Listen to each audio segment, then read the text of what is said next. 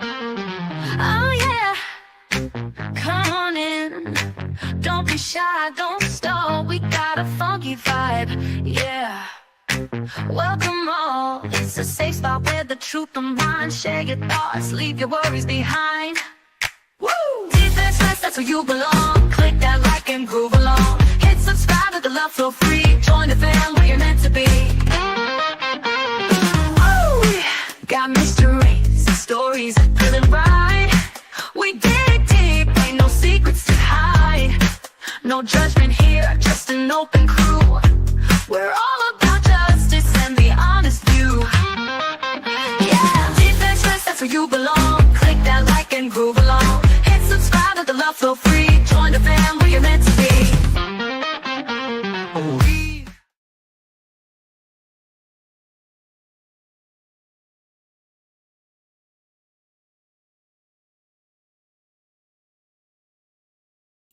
Aloha. There's two of me. I have to find where I've got myself open in two spots. Uh, where am I? Uh, right, not there. Oh, what are you doing hiding back there? Is that better? No. Fudge malarkey. Okay. That's the double one. Get rid of that.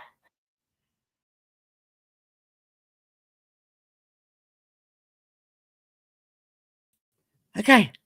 Can you hear me now? Am I on? Did I say anything? For a second there, I thought I had an alter ego. Thankfully for you, there's only one of me. Good morning. Oh, look at that. Not only does my mug match my top, but it matches my colour theme. And if you think that was not intentional, you don't know me. Good morning and welcome. Hello there, Wild Aussie Bosom. Wild Aussie Bosom. Wild Aussie Woman. And Miss Tricia. Peekaboo to you too. Oh, I didn't turn my heart on. Yeah, never mind. How are we?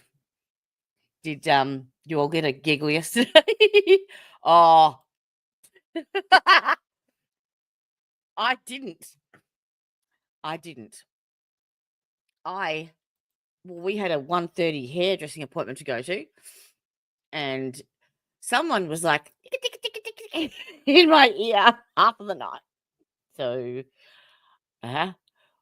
yep. I got home about 5:30 this afternoon and ran around like a dickhead, organising dinner, cats, blah blah blah blah blah. So, I apologise. It was a beautiful day today too. Beautiful spring day, but look, it's lulling us into a false sense of security, let me tell you, because we always have a cold snap in August, always. But my rhododendron is flowering beautifully. Did you 40 minutes? Oh. Yeah, well, exercise is bad for you, okay? Okay. Yes, I don't think I could walk 40 feet, let alone 40 minutes. Bugger. That's got to suck shit. Suck ass. All right. I have been a busy beaver. Yes, I have. My beaver has been busy, as you found out yesterday. Yep. Okay. That was a while ago. I can't. I just can't. There is no laughing. There is no Jodine laugh or oh fuck, I can't even get my words out. Okay, something serious, Jodie. Come on, let's focus. Get yes. I shut down everything on my open stream pages because I was open twice and had an echo. And that's day 2, you idiot. Now, this is the Speedy Gonzalez trial. Let me give you the tip. It pretty much runs for a day and a half. Yep. So I thought, bugger it, we'll squeeze it in. And then next week, I'm going to focus on, I think, the Menendez brothers. Either because they have a parole hearing coming up on the 20th. So what is next Monday's date? So where are we? The 8th, isn't it? Oh, what's the 9th for me? But yeah. So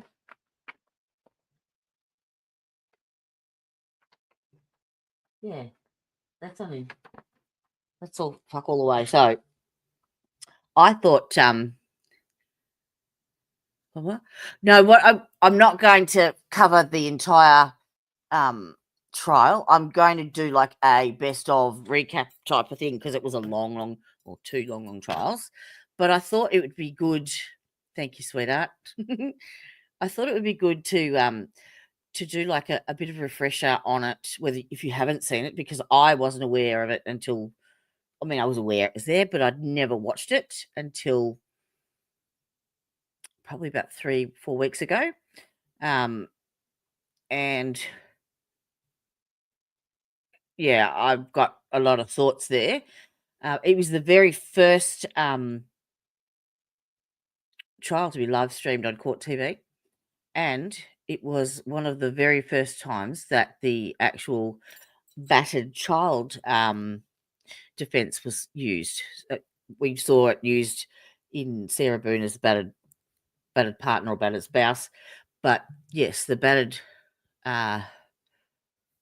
child was one of the first times that they had actually used that as a defense. So it's fairly historical, as well as being a complete, absolute tragedy and an injustice and all shit rolled into one. So it's a shit show, but it's 34 years on now, and their cousin, Lyle had been writing to his cousin who actually testified in the second trial. The judge in the second trial withheld a shit ton of information and evidence that they weren't allowed to use. Lyle wasn't even allowed to take the step. Well, it was against his, it wasn't in his best interests to take the stand because he had been on the phone, yabberjawing to some reporter who he didn't realise who it was, who then spilled the guts to everybody, and yeah, so he sort of jeopardized the case to the point where they couldn't bring anything in to back that up. And yeah, so the first trial was a mistrial, and the second one obviously was a guilty conviction because 34 years down the track, they are still there. But as I said, this cousin had letters from Lyle, and this was months before the incident with the parents. So it wasn't found until he'd actually passed away and someone was going through all of his belongings that they found this new evidence. So that got presented to the courts, I think, a couple of months ago, which ended up in the judge resentencing them. So they were sentenced to life without parole. I think 2 counts from memory, but when this new evidence came in, they were sentenced to life or 50 years. Was it life or 50 years or just something like that? But that then allowed them to immediately apply for parole. So That's what's happening on the 20th. So that gives us, what is that?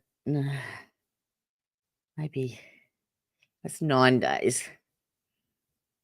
I might have to squeeze something in, juggle a bit for the first couple of days because, yeah, we'll work something out. But that's definitely getting tackled. And I would really, really like to do, I don't know if you all saw the video I put up to have your say. There was 5 different options that I put there.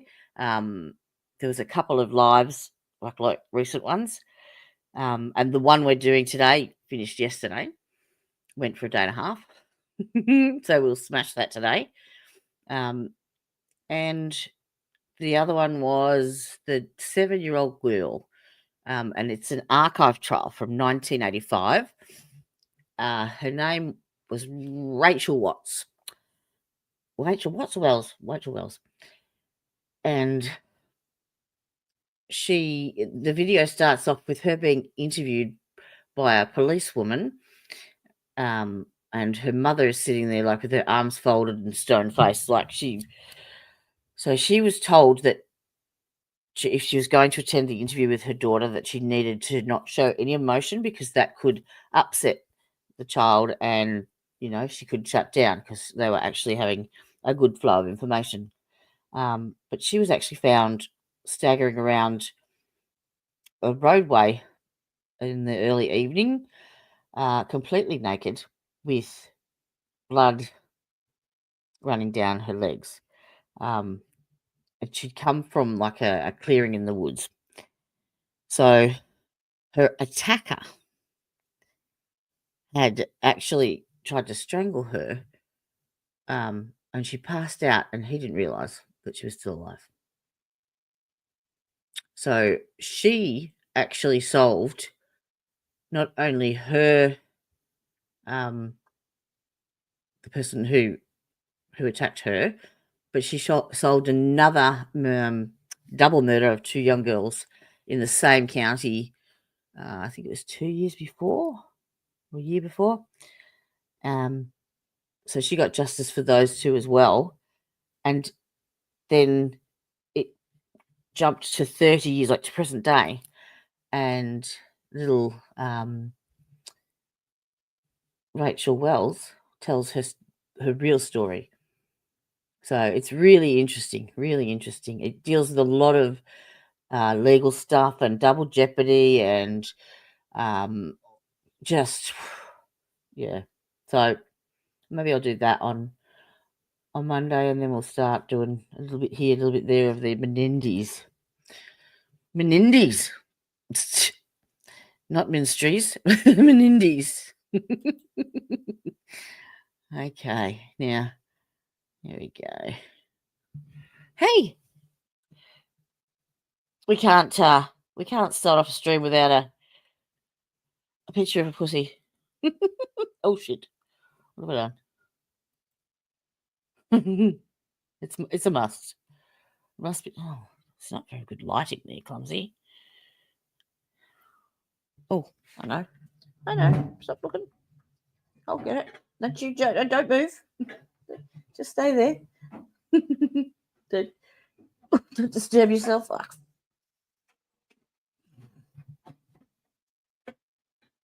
I will get it. It's the last thing I do. Oh, useless arms. They're caning me today, I tell you. Ooh.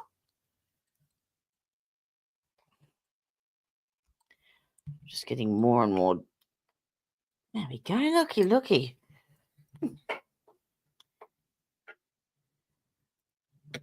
Switch that over. Aw. You're so cute, Clumsy. You are.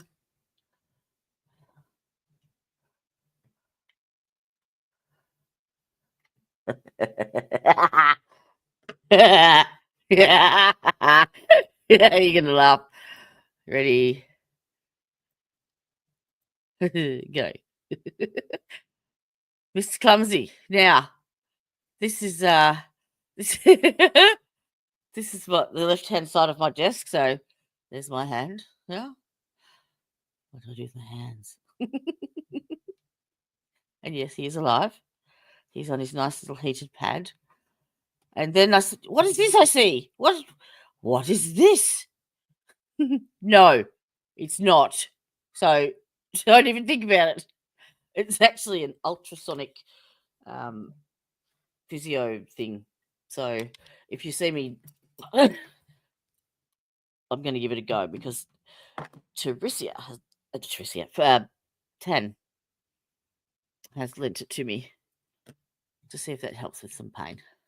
So, hey, how you doing, Mr. Udaheft? All right. Ah, yes. Well, at least it wasn't an octopus looking. You're going to say hello? Come on. Say hello. Come on. Put your best face forward. Mum. Mum. I know. Okay. I get the hint. Let's get into it, shall we? So, our defendant today is Sheila Agee. Yeah. Stop that. And she is the mother of is it Keith or Kevin? One of the two. Okay. It's a K word. And she is accused of plotting to unalive her son's, Keith, ex-girlfriend and the mother of their child.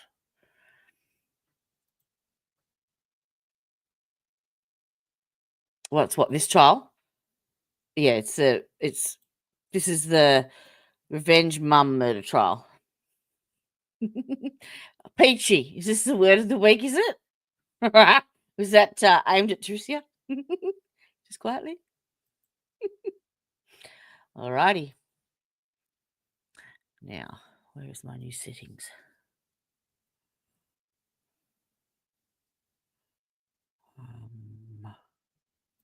Is that it? Yes. Because I need to cover that. Whoop. I don't want to there. Come on. Up you go. Then fill. And 1. Don't mind me. I'm just here talking to myself. No one argues with you that way, okay?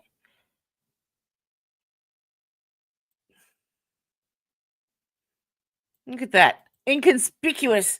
Down the bottom. Oh, hang on. Before I do that, I actually want to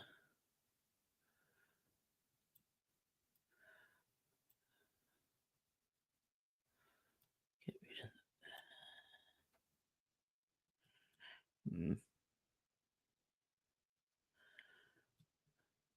Well, then you lose a fair bit of it, don't you? Oh, that'll do. Stop being so anal.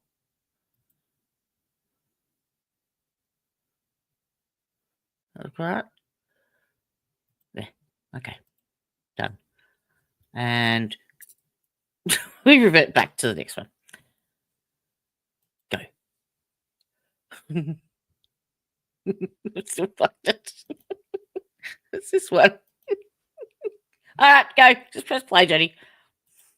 Appreciate y'all being on time. We were working on a few preliminary matters to hopefully help things go more efficiently today. Have any of you discussed the case or otherwise done any research on the case since we were together yesterday? Anyone see anything in the news, TV, newspaper, online, anything since we were together yesterday afternoon? Okay, sir, and what is your name again? Okay. So you just saw it like it was. Hello, Anna. How are you, sweetheart? Can you guys all hear? This okay? Didn't say anything about the facts of the case, just that the trial was going to be conducted today. Okay. Stuffed it again. I've stuffed it again. Any concern from state or defense? Any concern? Okay. Anybody else had anything similar? Okay. Has anything happened since jury selection yesterday that would affect your ability to give your full attention to the trial today and tomorrow? I'm going to now ask that Madam Clerk swear our jury. If you'll please stand and raise your right hand to be sworn as the jury to try this case. Do you solemnly swear or affirm that you will well and truly try the issues between the state of Florida and the defendant and render a true verdict according to the law and evidence so help you God? Thank you. Okay, go ahead and have a seat. Oh, we've There's got not a full any house. empty seats in that Lovely. jury box, but there's no Where's assigned seats. Elizabeth? Feel free to sit wherever you would like throughout the trial. I'm going to get started with our preliminary instructions. Members of the jury, you have been selected and sworn as the jury to try the case of the state of Florida versus Sheila Annette Agee. Oh, is it? Okay. This is a criminal I'll twist case. it again. Sheila Annette Agee is charged with principal to first degree premeditated murder. The definition of this crime will be explained to you later. You must decide this case based on the evidence presented and the law that I give you. Evidence consists of the sworn testimony of the witnesses, exhibits admitted into evidence, and anything else that I tell you to consider as evidence. The state's charging document, which is called an information or indictment, is not evidence and is not to be considered by you as any proof of guilt. It is my responsibility to explain the All law right. to you. Yes. It's your get solemn that. responsibility to Lovely. That's very determine if nice. the state Thank proved you. its Let's get to accusation opening following the statement. open Beep, beep. Bloop. Magic. or the court. Keep going.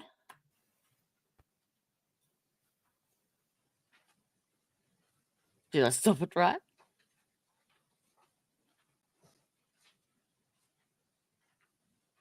Oh, it's got the same glasses as me. Looks like everybody has one. Okay. Mr. Meyer, state may proceed with opening statement. Look at that. Look at that. I've boosted it by 420. You don't come kill her. You a MF bitch. These are her words. To her MF son, bitch. Keith Agee. MF bitch. And that's exactly what he did. It all started August the 11th in the morning, 2023. Keith Agee, her son, received a phone call from a health clinic. That health clinic told him he had tested positive for an STD. Ooh, He begins texting his mother, who's at work in Pensacola at the Home Depot. that's a bit nasty. He's blaming the mother of his child, Brooklyn Sims. Brooklyn and Sheila Agee work together. They work for an inventory company. They're based out of Alabama. They were here in Pensacola Alabama. on Friday to do inventory at the Home Depot on Davis Highway. Keith Agee gets Oh, himself worked up and gets sorry. Before I forget, while I remember, that's why I was late.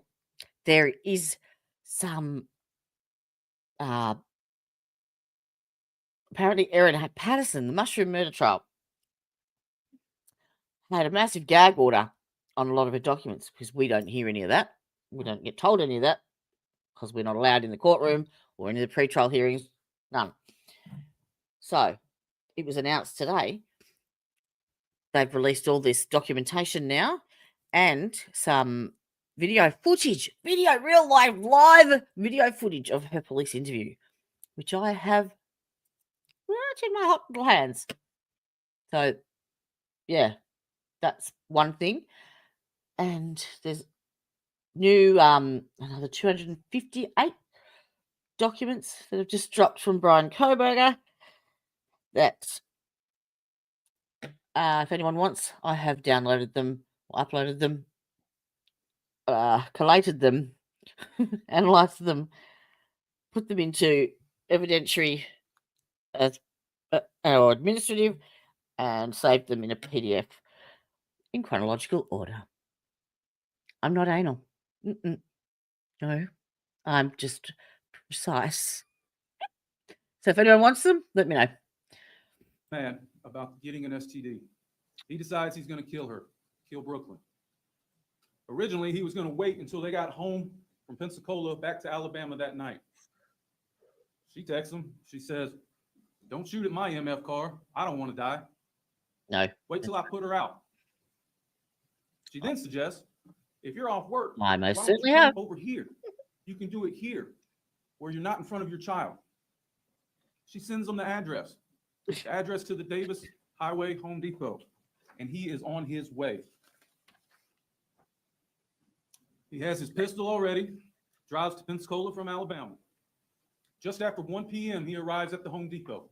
He parks next to his mother's car, walks into the Home Depot through the main door, the main entrance, walked straight to aisle 52. It's in the light. No, there is no additional charges, I don't believe. It's just stuff that, like what's coming out now with Karen Reid and Brian Koberger. It's stuff that was held under seal and has now been released, and she can't be retried for it, but it won't affect her sentence. And in fact, her sentencing is coming up, and she doesn't. In Australia or Victoria, we have abolished the life without parole, so it's just life. That's the maximum you can get, and the benchmark is around 30 years.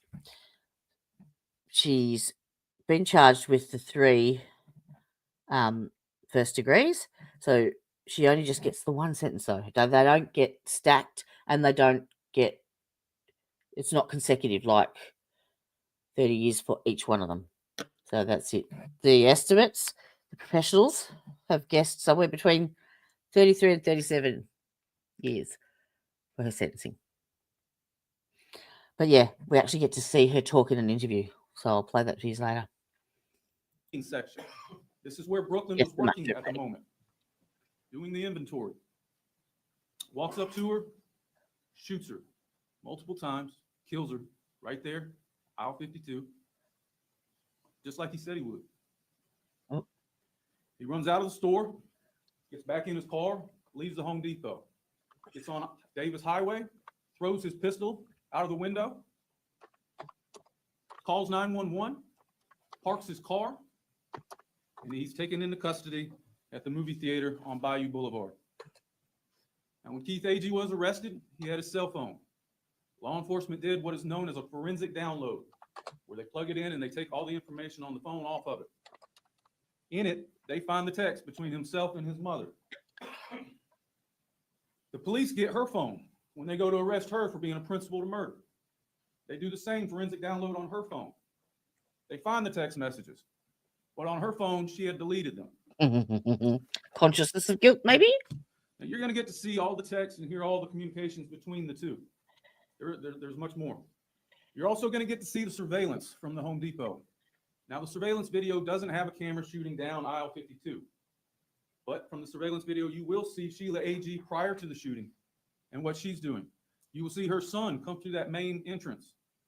You will see him running out after. You're also going to hear from the Florida Department of Law Enforcement. You're going to hear from their firearms examiner. And he will testify, or she will testify, that all 7 shell casings found on aisle 52 that day matched that pistol found on Davis Highway.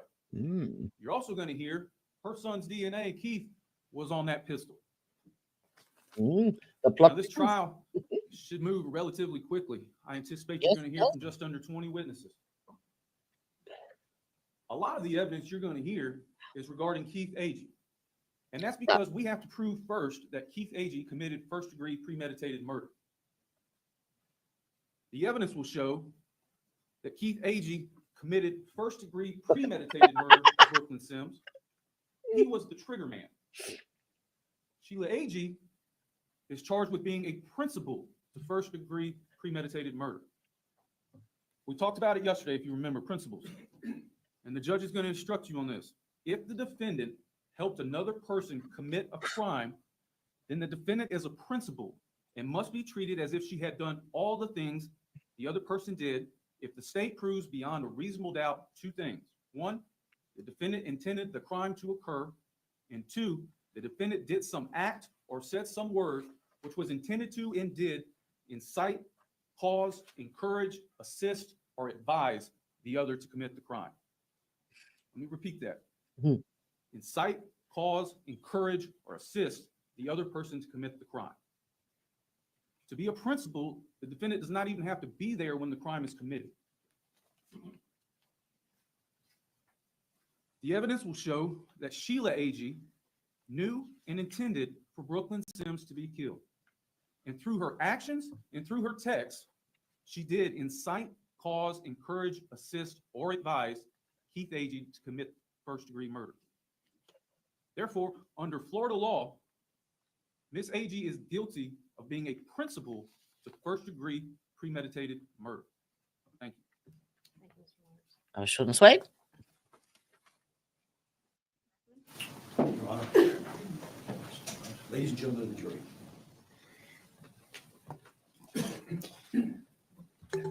We're not going to argue the case here now. This is our chance to give you. Mr. Ackerman, you're going to need, I'm sorry. you're going to need to speak up. Can you Speak hear me? up. I was told in advance that I have a tendency to not make myself heard. So please, if I do that, just raise your hand if you can't hear me. Okay, this is our chance to give you our statement, our belief of what the evidence is going to show here today. You've heard from the state. It sounds, wow. The case will save that for the end of the case. But what the evidence is going to show is on August 11th of 2023, a heinous, horrible act was committed by Keith Agee, an 18-year-old, full of himself, egotistical, bombastic, and I could go on and on, individual. Sustained. The evidence is going to show that nobody on this side, whether it be the defendant, her mother, her son, other son, Jack, had any concept that Keith was capable of doing this. Keith, you'll hear the testimony, was a braggart, and no, braggart is the wrong word, just full of blustering.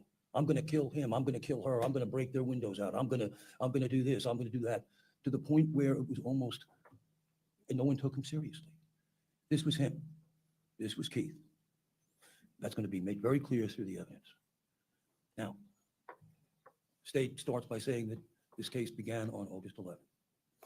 Actually, the evidence is going to show that this case began several years before that, and maybe August the 4th, 5th, 6th, 7th, 8th. Okay.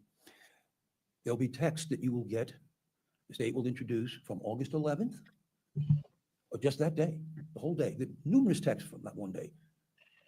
It's not a good She look. doesn't work. She manages to 20 people. She's busy back and forth doing these things. And at the same time, her son is texting. Turn that frown upside down.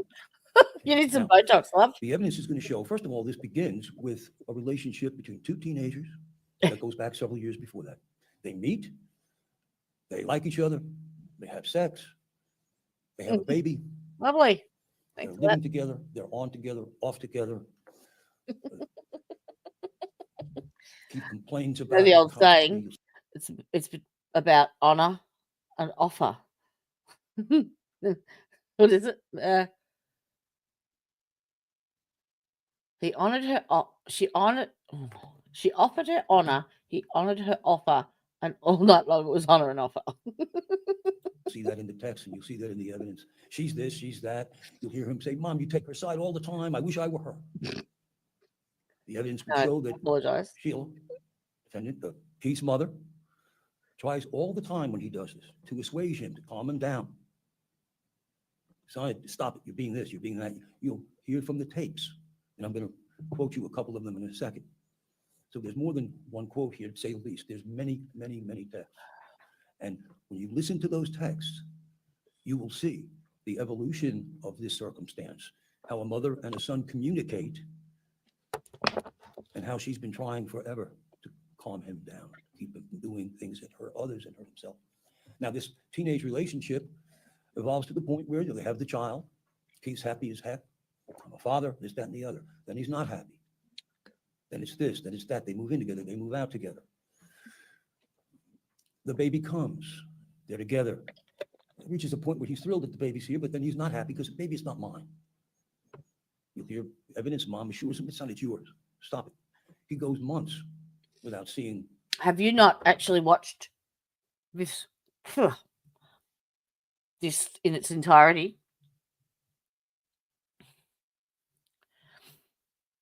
The baby or the mother, from what I think the evidence is. I haven't seen You any know of he it. goes months without communicating with his mother because his mother's upset with his attitude and everything else. Tests come back. It is his son. He's back again. He's gone again. Elizabeth's He's husband. back again. He's gone again. Complaining, this, that, and the other, calling her names, telling Mom what a difficult time. Mom, will you interfere? She's not talking to me. Will you call her for me? Will you do this for me? You'll hear texts where, Mom, will you apologize to her for me? I'm outgrowing all this anger. I'm getting better. I'm good. You have How to old take is all of it. Well, the evidence will show all that. Okay. August 11th, the day that the mom, she gave me gonorrhea. That's the day we're going to focus on a great deal of time. But before August 11th, There's text back and forth. Mom, I think she's giving me a disease. This, that, and the other. I'm going to get tested. Text back from mom. Get tested, son. Stop it. Oh, how could you do this to me? You know, you're nice to effing people and then they screw you. You know, all that silliness. You'll hear that. Mom has to deal with that. Son, calm down. You'll see it, the text. It appears that the tests come back that Brooklyn had a vaginal infection, a UTI. Oh, we're all happy. Vaginal Everybody's happy. infection, you dipshit. Apologize to her, mom. Oh my God. I'm bigger than A vaginal infection. That's a urinary tract infection, sir. UTI. Different. There is a difference. this. I'll get over it. Without going into all the detail, the evidence is going to show that that was the last. That's word. actually something I would like to do a stream on. Is what is it? Confirmational bias. I really, really want to do a stream on that. Mom had, and it was August the 8th. So mom goes about her business. Son's going about his business. Mom's intervened. You see, to the extent that she tried to help them get together. Stop texting me about this. You're the parents. You're the ones with the responsibility. Stop acting like children. Stop this, stop that. You're So going to you don't know what the outcome was. So August 11th comes along, and it starts up again. Mom's working, trying to manage 20 people. Excellent. They take the inventory. You heard that from the state. And the texts start coming. Oh, boy. When are you getting home? Well, we're finishing up here. Well, let me know when you get home, because I'm going to see her. Okay. Well, yeah, and he goes on in the text, and I can't. You know what, Idhev? I think you seriously do an internal poll on what everyone else bad pause, sorry. And what everyone else thinks, and you go the opposite. Yes, I can't believe it. And Just to shit us all. so I'm gonna, when you get home, boy, I'm gonna say, Mom, trying to assuage. No, This is no, the blow. no. The reproductive system and the excretion, like the waste, no, not part. Mm-mm. The urethral opening is just inside the front of the opening slitty bit. It's actually really hard to find in women. Heart tells him, son, stop, you know. Anyway, you'll hear it all. And that's the most important thing in this opening, is to say to you, please pay very, very close attention to the wording in the text, to the nuances, because you'll hear, son, you know, you're gonna kill, what are you gonna do, kill her up there? Say something about, well, then just don't do that. Do it down here. Son, wake up. You'll see this in the text. Conversations go back and forth. And it's very important. Then you listen closely. The mouth is also a part of the reproductive system. Oh yeah, don't tell your nanny, because you know, she'll just try and talk you out of it.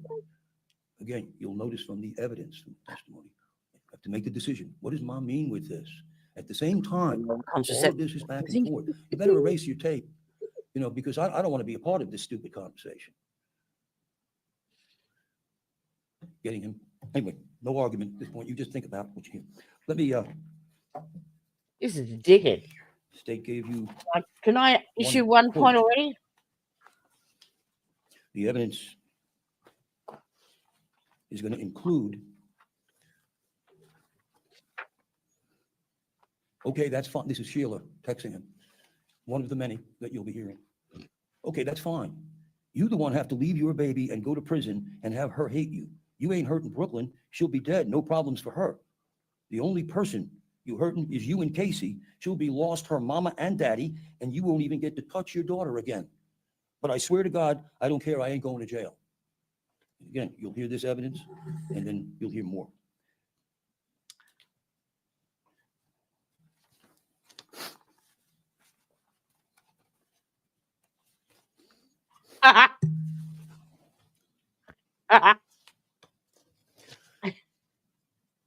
Yes, you'll hear text. Yeah, well, when we get there, this is before she says, come do it here. Yeah, when you know, make sure I don't get shot. pull her out, you'll hear it back and forth. You know, you don't want to shoot me. What does she say? That's up to you to decide. Yeah. And don't act like you love Casey. And by the way, You're welcome. Brooklyn is the daughter. Welcome. Casey is the grandchild. And let me stop right here in my opening. I didn't finish actually articulating the teenagers. They meet each other, they have the baby, he's on and off. While all this is going on, and you'll hear this through the tapes, Mama, you take her side. I wish I were her. I wish I could switch with her. It's You're already always taking, no matter what I do, she can't do wrong. And you'll hear from the testimony and the evidence. okay. One dipshit award. This is her first grandchild. You'll hear that in the evidence. You'll hear that she and Brooklyn, over the course of these months, have evolved to a mother-daughter type relationship. You'll hear from the evidence that Sheila encouraged her and put her through high school, helped her through high school. You'll hear from the evidence. that First she helped scores on the support her. board. You'll hear from the evidence that when she had a job at McDonald's, Sheila was the one that would pick her up, bring her to work, and pick her up from home. This is all, you'll see an evolving relationship between the mother and the mother of her grandchild. You'll hear from the testimony, she gave her money. She gave her family money. She encouraged her. They became very close. You'll hear from the evidence that there was a jealousy on his part. I just tried to FaceTime Elizabeth to wake her up. Sheila, like I said, you don't give an F about the baby. I'm getting you the address when I get back. And I'm showing nobody nothing except you got mental issues. Because you're willing to give up your life and your baby daughter's life and hurt your family over a bit. But don't worry, I'll make sure she know. Brooklyn gave you something that you had to get a shot for, but that you didn't love her enough to give an F about what happened to her. Talking about the baby, Casey. That she wasn't enough for you. Maybe she should have meant more to you, that her mama and daddy would still be here. She wasn't important enough, and you just had to prove a point. I promise you, I'll remind her of that the rest of her life. I'll just keep annoying her. Which she'll probably end up committing suicide, and she'll be with you all anyway. And give me 10 minutes, and I'll give you the address. You ain't close yet.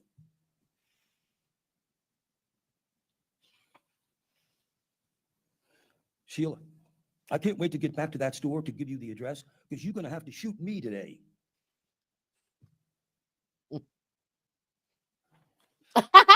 Isn't that look? Me probably end up here. She wasn't important enough, and you just had to prove a point. I promise you, I'll remind her of that the rest of her life. Let me just. You're gonna catch that. That's gold. Yeah. City. Go. Which she'll probably end up committing suicide, and she'll be with you all anyway. And give me 10 minutes, and I'll give you the address. You ain't close yet.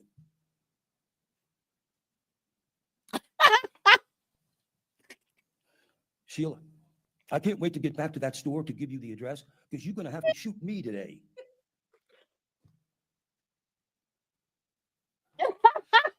Another one.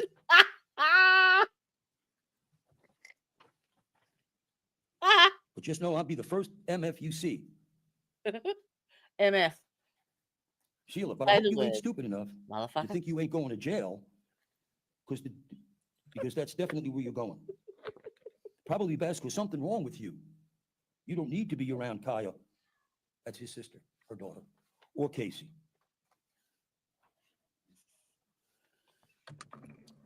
You're going to hear from the evidence. I've just got a few more. I'll ring her again. That, again, the evidence will show she's not trying to talk him out of killing Brooklyn. She's just trying to calm him down, because the evidence will show she doesn't believe any of this anyway. The evidence will show he's just that way. He blusters, he threatens everybody and everything. But the evidence will show that he doesn't follow through. When he blusters, it's blustering. That's all. Oh, it was so funny. The evidence will show she never thought he was even on the way. The evidence will show that she called her mother, Nana, Thelma, who raised basically him. and says, "Now, your little boy is threatening to kill Brooklyn." They have a conversation, and you'll hear the Nice. testimony that neither one of them believed. That was that he- fun. It's just Keith. It's just Keith. He won't do that. He ain't even on the way, says Nanny. He just came home and had his lunch. He always does it. The same routine. He left. He's at work. He works at the steel mill, not far at all. Couple of miles, couple of minutes away. Okay. Sheila goes back to work. She's working. There's more texts.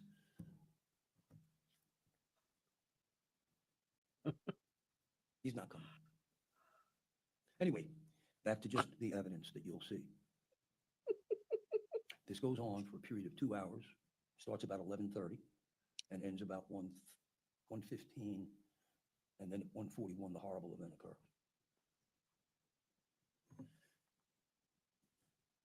You will see videos of Sheila at work, back and forth. You'll see particularly important video of the time frame that Sheila believed that he would, if he was coming, that he would have gotten there. She goes to the front, paces back and forth for better than a half an hour, either side of when he should get there. He doesn't come. Oh, You'll see that's a shame. photographs and you'll be able The to make impotent your as own well. determination from that. Finally, you'll see the evidence that she's convinced now he's not coming. Okay, boy. Because if he came, it was going to be confronting her. Because you'll see from the text how she had it evolved to being her. Okay, I can go back to work. And then the horrific gunshots and the turmoil and the horrific results. When you've heard all the evidence here, when you've watched all the videos, the evidence will show that there was no intent whatsoever. There was no plan. There was a young man who, as they said, built himself up, worked himself up, that self-fulfilling prophecy, that me generation that can work themselves up and commit such a heinous act over such a ridiculous, petty thing. You see, that it's so silly that it had already been discussed. And what I didn't cover in the evidence, I'll cover very briefly before I sit down, is this was August the 11th. August the 8th, she and Keith go through conversations where I'm upset, this, that, and the other. I've never had something like this before. Well, wait until the tests come in, so before we do anything. And then the tests come back from her that it was a vaginal infection. And he's relieved. Oh, apologize, Mom. And, I'm sorry. I Urinary see tract how infection. important it is for me to behave because my You're a relationship dickhead. with Casey, the baby. And so you're going to have to make a Can't tell a determination story either. from all of this. What was the intent of Sheila in this? We're sure that when you hear all of that evidence, be very clear to you. Sometimes a mother doesn't need intent. Do they, Tricia?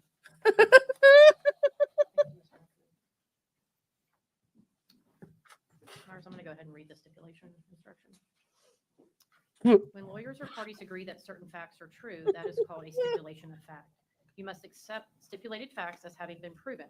However, the significance of these facts, as with all facts, is for you to decide. In this case, the stipulated fact that you must accept as true is the state and the defendant, Sheila and Agee, stipulate and agree that the following facts are true and admissible at trial without the need of any further proof. The identity of the individual found shot and killed inside the Home Depot located at 5309 North Davis Highway in Escambia County, Florida, on August 11th, 2023, and was examined by Dr. Deanna Oleski on August 14th, 2023, was Brooklyn Sims, the same individual who is named in count 1 of the indictment. That's dated August 4th, Itches up. 2025, Skin. signed by state defense and the defense. After last night, I think it was probably the alcohol, but I had a massive skin flare again. And yeah, I was just as itchy as it's driving me mental. State calls Matt Pike. So yeah, I apologise if you see me scratching, but they're I'm getting them in my hair, they're in my on my face. Oh.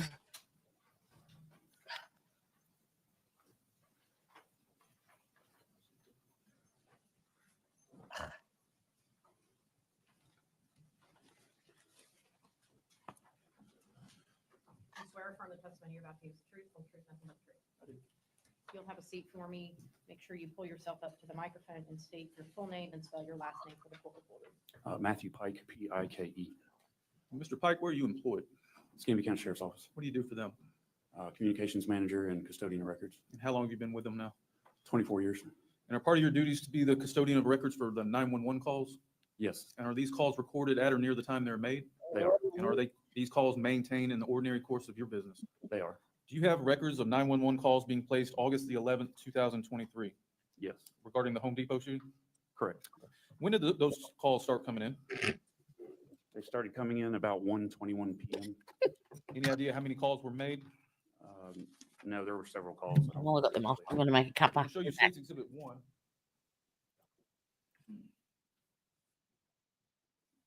Recognize State's 1? Yes, I do. And what is that? It's a copy of 2 of the phone calls. 2 of the 911 calls? That's correct. And are your initials on there? Yes, Have you listened to it? yes, I have. Are these accurate copies of those 2 phone calls? They are. I'd like to move in State's 1. Any objection? You'll be so admitted. Permission to publish when you'd like to, Mr. Myers. And when were these phone calls made? Approximately 1:21, and the other one was, I believe, about 1:22, a minute or two later. Thank you. Those are my questions. Mr. Ackerman may have some for you. Is he free to go? Would you like him to remain He's available? free to go, Your Honor.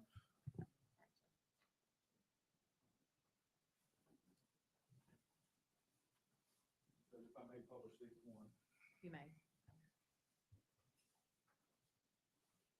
And if you need me to do anything here,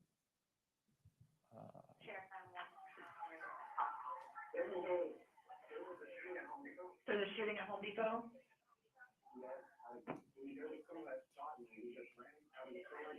Okay, what's the person look like that's been shot? He's a black male? What's he wearing? See, what color clothes?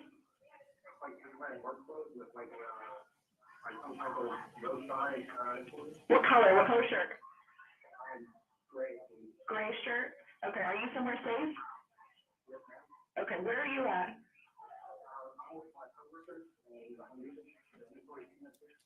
Okay, what's your name for me? You said Micah? Michael? Okay. And where are you in the store right now?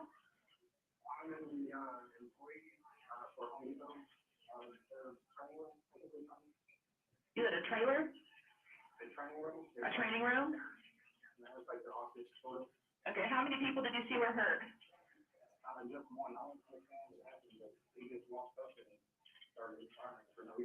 Okay.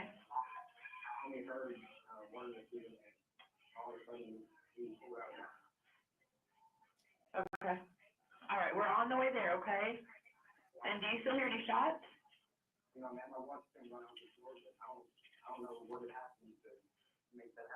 What door did he run out of? Was there 2 entrances or?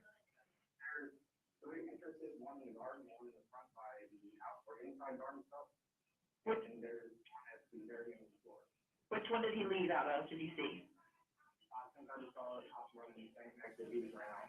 Okay. Okay. All right, we're getting there now, okay, so just stay where you are, okay? Okay, all right, just stay where you are for now, okay? All right, bye-bye.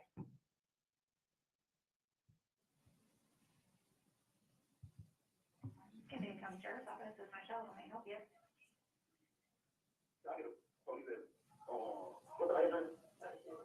Are you at Home Depot?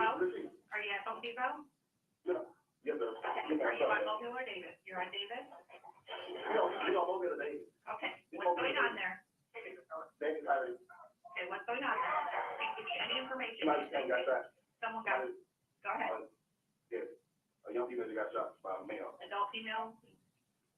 you know these people, or they just a random customer that came in? Yeah. I know the victim. What's the victim's name? Brooklyn, Brooklyn? yes, no. There is a victim there. Brooklyn, was shot by another male, a female. Okay, do you know where she was shot at, or I don't want to put you in She anything. was shot multiple times. Multiple shots? Yeah. Is the suspect No still response there? right now. She might have told. Okay. Is the other half still there? No, he ran out the door. Okay, is he white, black, or Hispanic? He seemed like a Just white. 311. He's African. He's a light African-American. skinned male, black male? Yes. What was he brown skin, wearing? African American. It seemed like he had work uniform on, a light blue button down. Light blue, do we know which kind of uniform? No, ma'am. Okay, I'm just getting information. She's the only victim, I'm sorry. Yes, That you ma'am. know of? Okay. What is your name? Jeremiah. All right, I've got deputies there, Jeremiah. You just stay calm until they get there, or go Yeah, inside. yeah, and they'll do- Okay, you go talk to him, all right? Thank you.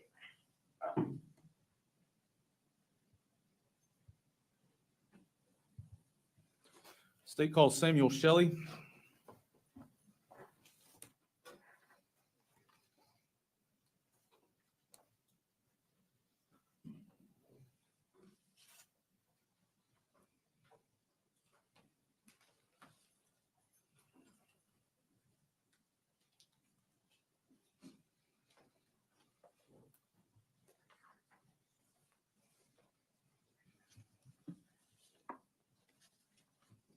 Shelley, you swear or affirm the testimony you're about to give is the truth, whole truth, nothing but the truth? Yes, ma'am. You will go ahead and have a seat for us. State your name, spell your last name for the court reporter. I am Deputy Sam Shelley, SHIELLEY, Deputy, where are you employed? currently with the Escambia County Sheriff's Office, How long have you been with them? just under 19 years. What do you do for them? Currently in the traffic division, And back in August of 23, what were your duties? still working in the traffic division. And were you working August the 11th, 2023? Yes, sir, I was. And did you respond to the Home Depot on Davis Highway? I did. What time? About 1:20 in the afternoon. Did you know what you were responding to? When dispatch first put it out, I believe it came out as an active shooter. And then it got moved to a shots fired disturbance. But at that point, I was already in the parking lot. What was the scene like when you got there? It was pretty chaotic. People were still running out of the building. I was only about a half a block away, so people were hiding behind things, people still trying to get to their cars and get out. Any idea how many law enforcement agencies or personnel showed up? I believe there was probably about 30 just from my agency, but then Pensacola Police Department sent a bunch, the Florida Highway Patrol arrived. There was a bunch of us. Did you ever enter the Home Depot? I did. And where'd you go? I actually parked my vehicle and went in through the main entrance on the south side of the building. And then from there, went to talk to some folks at the door, and I ended up making my way to aisle 52. What'd you find on aisle 52? Aisle 52 was where a young female was found deceased. She was unresponsive when I arrived. There were several bullet casings in the aisle, and I believe one projectile was in that aisle as well. Once you observed these items, what'd you do? At that time, I had everybody exiting the road just to secure it so I could maintain the safety of everything. Was the Home Depot also secured? Yes, that was done by deputies and officers, maybe even troopers after I arrived in aisle 52, because I stayed in that aisle the whole time. And were investigators and crime scene technicians notified? Yes, sir. And this Home Depot location on Davis Highway, is that in Escambia County, Florida? Yes, sir, it is. Thank you, sir. Those are my questions. Mr. Ackerman may have some. You're free to go. Deputy. Thank you. State calls Cortland Penn.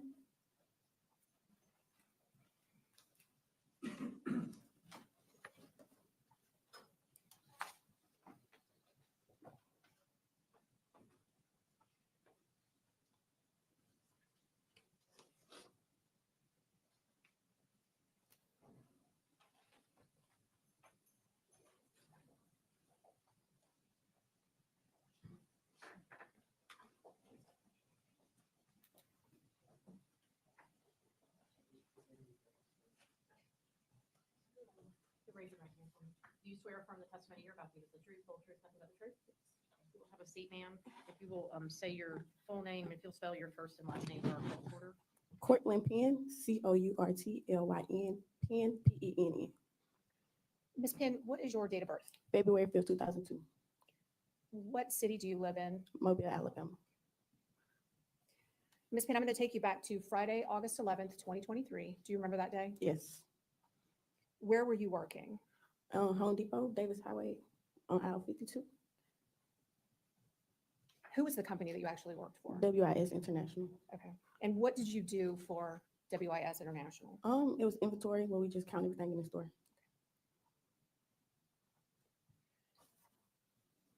You mentioned that you were on Home Depot, Davis Highway, aisle 52.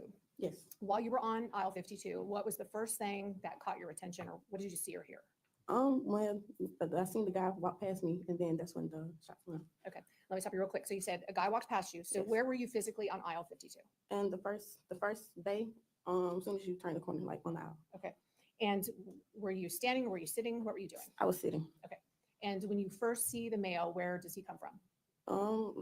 Well, we was really, I couldn't really see the entrance of the store, so he just came like walking, and then he walked past, and then he came back. And who else was on the aisle? It was me, Brooklyn, and the rest of our car workers on the other end.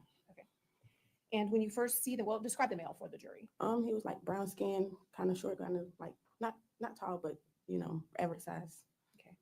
And when you first see this male, what's he doing? Walking. And where was he walking toward? I guess he was just looking for Brooklyn. He came straight in the store and walked to my aisle. And where were you in relation to where Brooklyn was on the aisle? I was next to her. Where did you see the male go? He walked right past me, so straight past me to Brooklyn. And when he got to Brooklyn, what did you see at that point? He really tapped her on the shoulder, and he was like, "You gave me something." And then that's when he pulled the firearm from his pants, like on his waistband. You talk really fast. I know you're nervous, to try to slow down. So you see him walk up to Brooklyn, Yes, and then you said he tapped her on the shoulder? yes. Okay, and then what did you hear him say? You gave me something. What did Brooklyn do at that point? He just gave, well, she really gave him like a blank look. I didn't really hear her say anything. Okay, and then what do you see next? That's when he pulled his firearm and then proceeded to shoot. Did you see where he pulled the firearm from? His waistband, Do you remember what color it was? black. Do you know how many times he shot? Well, the first 3 shots, I got up and ran. So after that, everything else just went off. And did you, you said Brooklyn had a blank look. Yeah. Did you hear her say anything back? No, Could you see at the time of the shooting how were they positioned, Brooklyn and the male? face to face. Where did you run to? The back of the store, and then a lady put me in the bathroom, and then I proceed to stay in the bathroom. Was it a lady that you knew? No.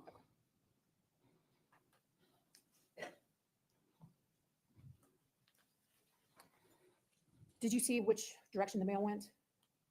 No, well, he ran towards the other end of the aisle.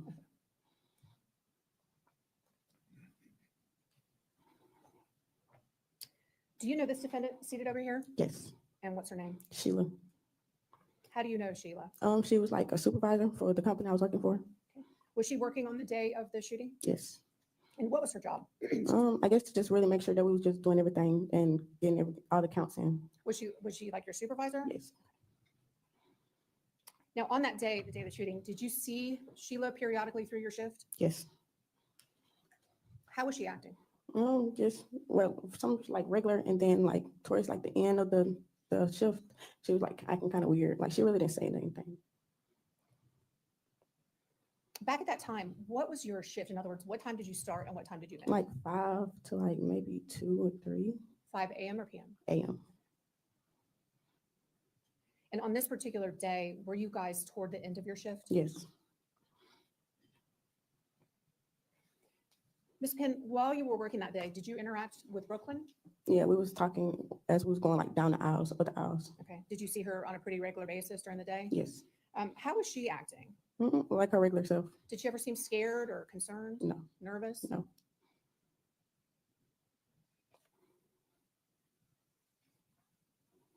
Those are my questions, Ms. Penn. Thank you. Thank you. Just a few quick questions, young lady. What was your relationship with Brooklyn? I was just a friend coworker At work or socially? at work. Didn't know her socially, pretty well. No. And Anybody else at work you were close to, or Mm, just basically work relationship? Yeah. And you knew Sheila from work? yes, Anything social? no, You have any knowledge of Sheila's relationship no, to Brooklyn? no.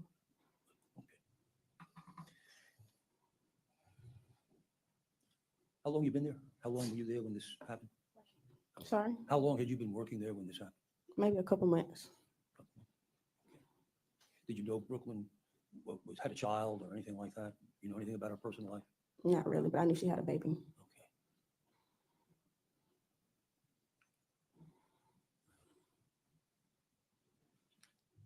No further questions. Thank you. Is she free to go? Yes, ma'am. Okay. Thank you, ma'am. You can step down.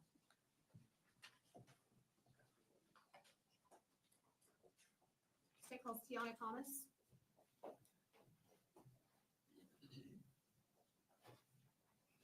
Everybody still doing okay on the jury? You did, okay.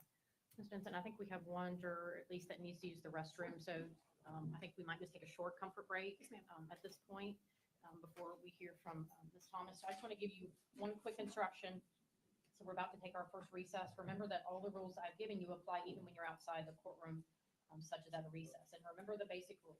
Do not talk to anyone, including your fellow jurors, friends, family members, or coworkers, about anything having to do with this trial, except to speak to court staff. This means no emailing, text messaging, tweeting, blogging, or any other form of communication. Again, you cannot do any research about the case or look up any information about the case. Remember to observe during our recess the other rules I gave you. If you become aware of any violation of these rules, at all, notify court personnel of the violation. So again, feel free to get to know your fellow jurors, but do not talk about the case at this point. So I'm gonna have you step out into the jury room. If you've been taking notes, go ahead and flip that notepad over to where it just has your name on the front, and you can set it right next to where you're seated, either on the floor or on the chair.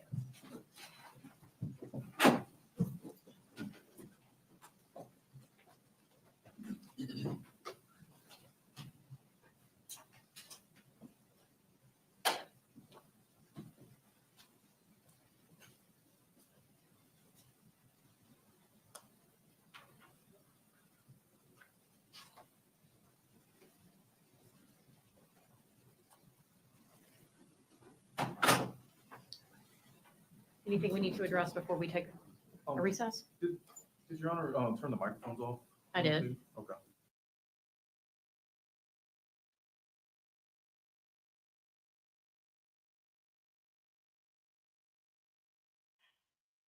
Well, that was good timing.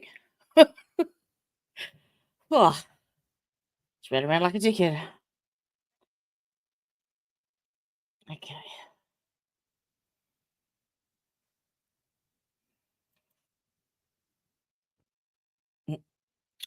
I'm so lonely.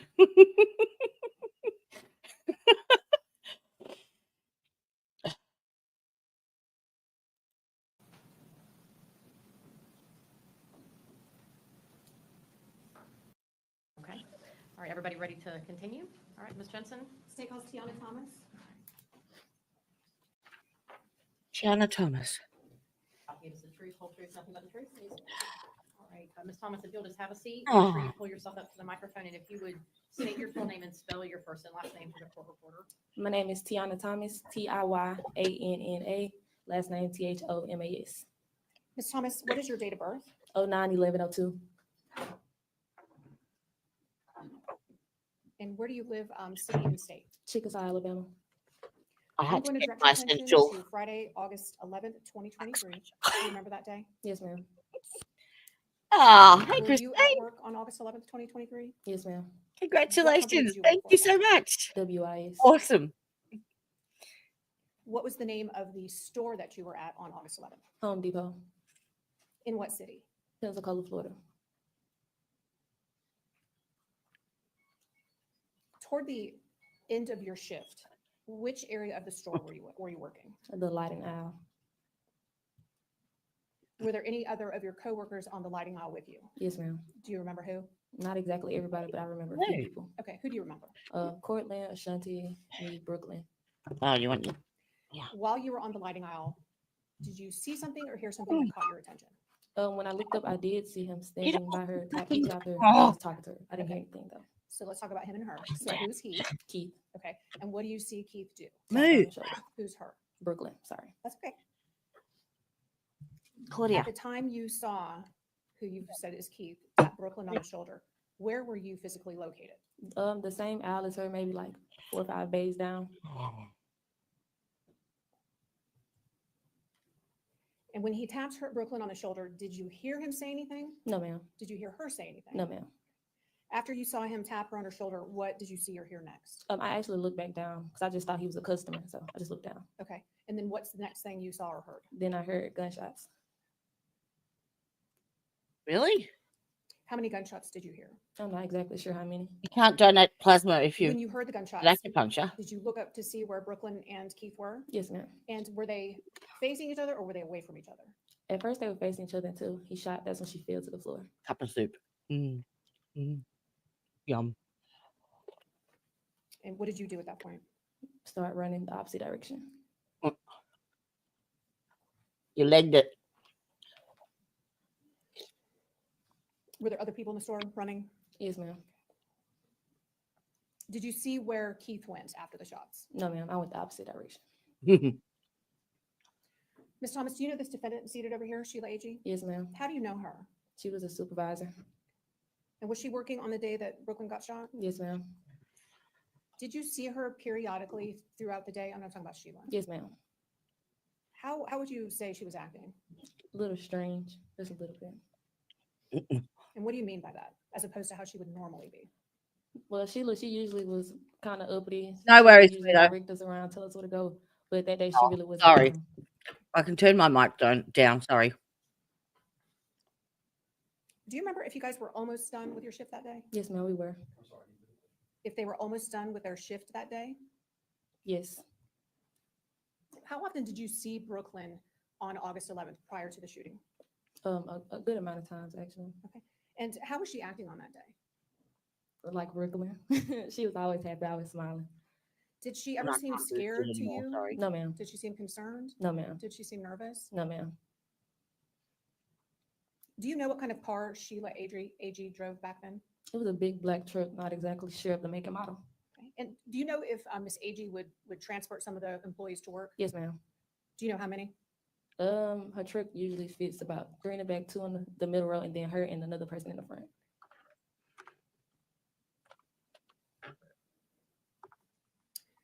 If you will, to the left of you, you should have a picture there. If you'll just flip it over and take a look at that, that's State's Exhibit number 47. Yes, ma'am. Do you recognize who's in that exhibit? Brooklyn. Thank you, ma'am. Those are all my questions. Good morning. And how long had you been working with that firm? Can you repeat yourself, please? How long had you been working? Maybe about 2 to 3 months. with Okay. that. You know Brooklyn Yes, sir. socially or just at work? Just at work. Okay. You know she was, had a child? She had a Yes, father I and a did. child? Yes, sir. Okay. Had you ever seen the father outside of work? No, sir, not before that. Ever seen him? You never saw him at work either? No, sir. And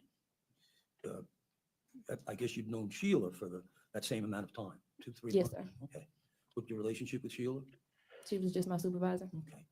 And do you know her relationship with Brooklyn? Not really, no, sir. Okay. Okay. And I think you were testifying earlier, it seemed to you, let me see if I can phrase it, that maybe Sheila was a little preoccupied. Would that be a proper word? Yes, sir. That's kind Okay. of, that fits. Okay. You ever talk to her about, why she seemed preoccupied? You have any idea? No, sir. All righty. Thank you, young lady. Can you redirect? No, Your Honor. Is she free to go? She is. All right. Thank you, Ms. Thomas. You can step down. State calls Brittany Bishop.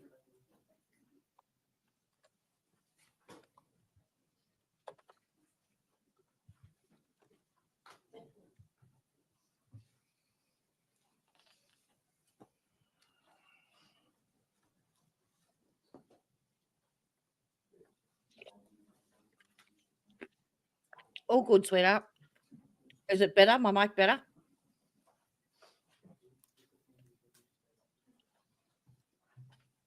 Do you swear or affirm the testimony you're about to give is the truth, whole truth, nothing but the truth? Yes. If you will have a seat, Ms. Bishop. Just make sure you speak into the microphone, and if you will state your name, spell your last name for our court reporter. Brittany Bishop, Bishop. And Ms. Bishop, where are you employed? Escambia County Sheriff's Office. What do you do for them? I am a crime scene technician, How long have you been with the sheriff's office now? approximately 7 years. And can you tell the jury what a crime scene I'll technician just does? eat. I And then I respond to won't get various crime caught. scenes where I document, process, and collect items of evidence, and then I preserve them. And in your time at the sheriff's office, how many homicide scenes would you say you've worked? I've been the primary crime scene technician, and I have assisted in over 25 homicide scenes. Were you working August the 11th, 2023? Yes, And did you respond to the Home Depot on Davis Highway? yes, What time did you get there? at approximately 1400 hours or 2 p.m. Was Miss Sims still on the scene at that time? Yes, And where was she? she was on aisle 52. And did you go there? I did. And did you photograph the scene? And Well, hello, sir. Welcome. I'm just scoffing a cup of soup. How you doing? How's all on the home front? Go and polish your crystals. Hope all's good, Bri. and the items you located? Yes. I'm gonna show you states 2 through 29. Just take a minute, look through those.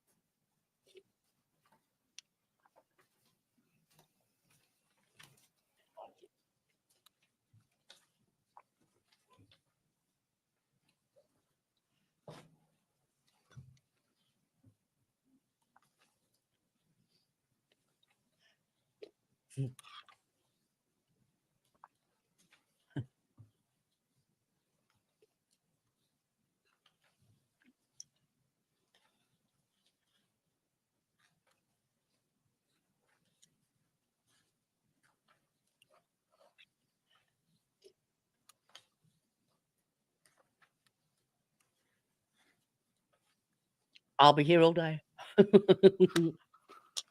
Look after yourself, all right?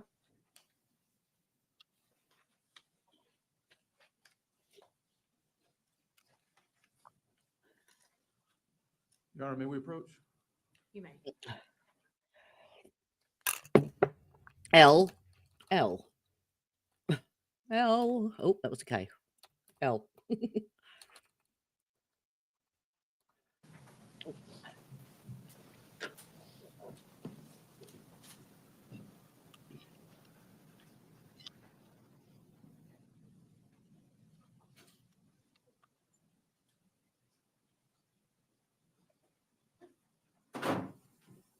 You, sir, need a holiday to Australia. That's what you need. Okay, as I was discussing with counsel at the bench, Ms. Agee was obvious to the court, and I think the state, and certainly a number of the jurors, that you were overcome with emotion. It became a focal point of a number of the jurors. And I know, Mr. Ackerman, your assistant stepped out, got her a number of tissues, paper towels. You indicated at the bench it was likely because she saw some of the crime scene photos, but we need to keep in mind that it's not appropriate for either Ms. Agee or anybody else out in the gallery to be in a situation where they cannot compose themselves in a way that it's going to affect the jury's attention away from the evidence that's being presented. So Ms. Agee, if that happens again, I need you to let your attorney know so we can take a break and have the jurors step out. Do you need a few minutes, ma'am? We just want you to have a few minutes to take some deep breaths, okay? And we'll just take a couple minutes, and then if you're ready, we'll bring the jurors back in, okay? Thank you. The other thing I will mention, since we're here, I've watched the juror that was referenced earlier. He's taking notes. He appears to be attentive. I think when he looks down to make his notes, it kind of has the appearance that his eyes are closed. So that may have been what was observed earlier, but he doesn't appear to me to be of any concern. Anything from state or defense on that juror? No, Your Honor. Okay. One more minute. One. Okay. Yes, sir. Nothing nicer than a hot cup of soup on a cold night. Wow.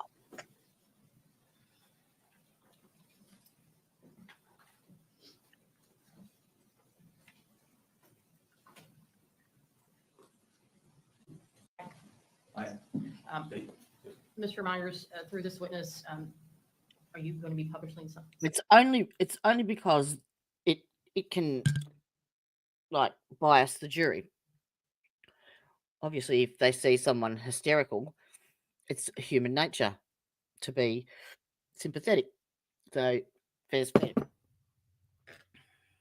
Or you can be a Brian Koberger and just be a stone cold killer.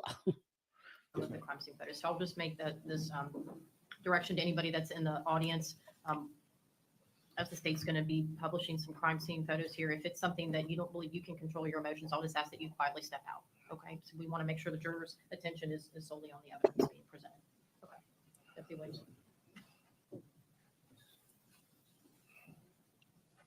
Oh. Earlier, sometimes there are matters we can take care of up at the bench, and sometimes there'll be situations where I need you to step back into the jury room, so you'll get your steps in today. Because I know you're down at the jury room down at the end of the hall, but appreciate your patience with that. Is everybody ready to proceed? Okay, you can continue, Mr. Myers. Thank you, Judge. Ms. Bishop, states 2 through 29, did you review those? I did. And what are those? Those are pictures that I photographed of the scene and the items that I observed. And do those photographs accurately reflect the scene as you found it and the items you discovered? Yes. I'd like to move in 2 through 29, please. Any objection? No objection. Will be so moved. If I may publish, Your Honor. You may. Ms. Bishop, you'll have a screen there in front of you. You can tell the jury what we're looking at here. This is states 2. States 2 is the exterior of Home Depot. And states 3. States 3 is showing the numerics of Home Depot, which is 5309 North Davis Highway. States 4. States 4 is the exterior door, which is closest to the garden center. States 5. States 5 is as I was entering through that door. States 6. State 6 is as I entered through that door, showing my directionality to the aisle. If we go continue straight, is that where the lighting section would be? Yes. State 7. State 7 is showing the aisle numerics, which is aisle 52 and 53, and also showing the surveillance cameras located in the ceiling. States 8.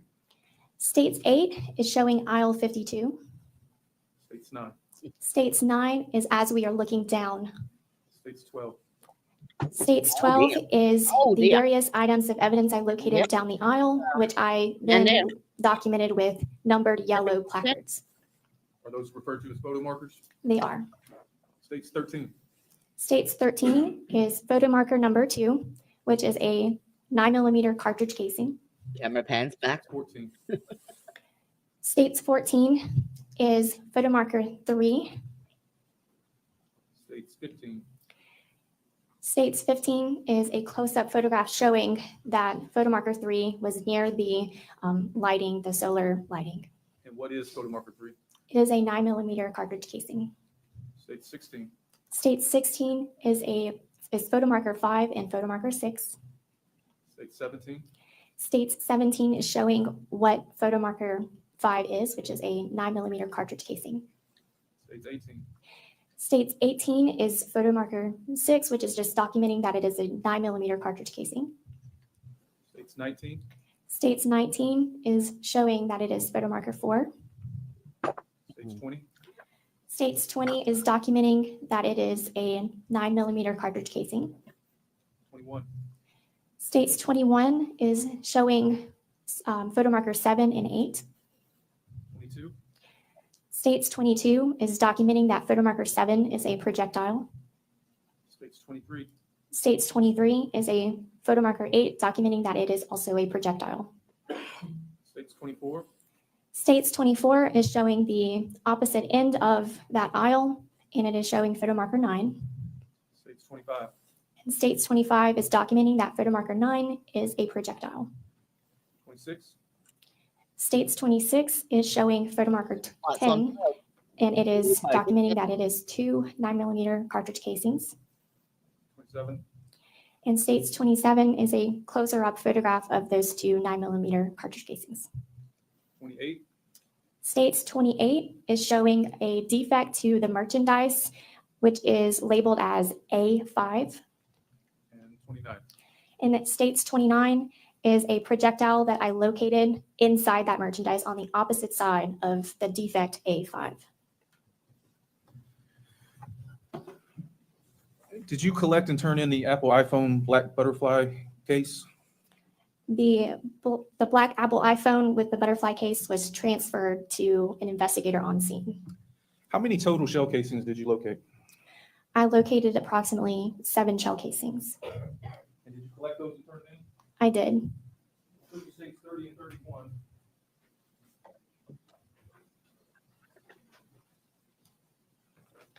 Let's start with states 30. What is states 30? States 30 is exhibit number, or ECSO exhibit number 35. Photo marker 2, 3, 4, 5, and 10. 6 9mm shell casings. And is that packaging in substantially the same condition as when you turned them in? Yes. I'd like to move in states 30. Will be so admitted. And if you could look at states 31, what is that? States exhibit 31 is ECSO exhibit number 70, which is labeled photo marker 6, 1 CCI 9mm shell casing. And is that shell casing in substantially the same condition, or that packaging, I'm sorry? Yes. I'd like to move in states 31, please. Will be so admitted. How many projectiles did you collect? I collected approximately 5 projectiles and 4 fragments. And did you photograph these fragments at the lab? I did. I'll show you states 37 to 42.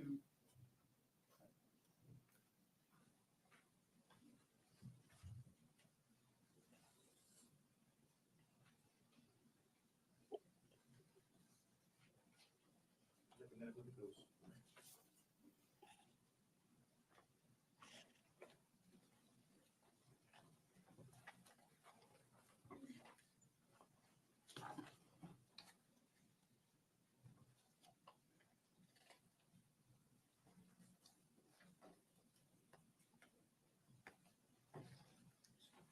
You recognize those? I do. And what are those? These are the projectiles and fragments that I located on aisle 52. And are these photos you took back at the lab? Yes. And are they accurate photos of the fragments you collected? Yes. I'd like to move in states 37 through 42. Will be so admitted. And I don't know if I asked you or if I made it clear, all the shell casings you collected were all 9mm, is that right? Yes. If I may publish, Your Honor. You may. This is states 37. What are we looking at here? States exhibit 37 is the projectile I located near Ms. Sims' hair. States 38. States exhibit 38 is the opposite side of that projectile.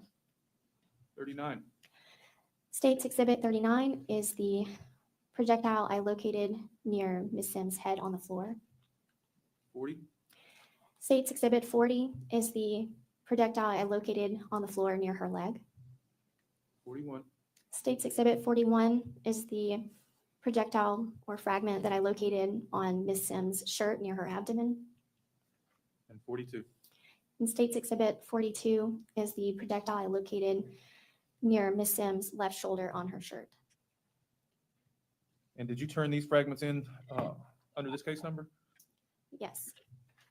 Did you, let me ask you this, were you there when Ms. Sims was rolled over? Yes. What was located under her body? It appeared to be a scanning device from Home Depot. Did you later attend the autopsy for Ms. Sims? Yes. When was that conducted? August the 14th And where was it conducted? at 5151 North 9th Avenue, which is Sacred Heart Hospital morgue. And what physician conducted that autopsy? It was Dr. Oleski. Were photographs taken during the autopsy? Before. Yes, by forensic photographer Kelly Root. Did you collect buccal swabs from Ms. Sims? You could. Yes. Can you tell the jury what those are? A buccal swab is a swab conducted from the inner lining of the cheek. And how do you go about collecting those? They are they are sterile swabs taken from the inner lining of the cheek. They are then packaged into the sleeve they are taken from and then placed into a manila envelope and turned into evidence. These kind of like long Q-tips? Yes, Did you also collect her fingerprints there? I did. Were there any projectiles located during her autopsy? Yes, Did you collect those and turn them in? I did. Can you tell us where and what item number they were assigned? May I refer to my supplement? Please.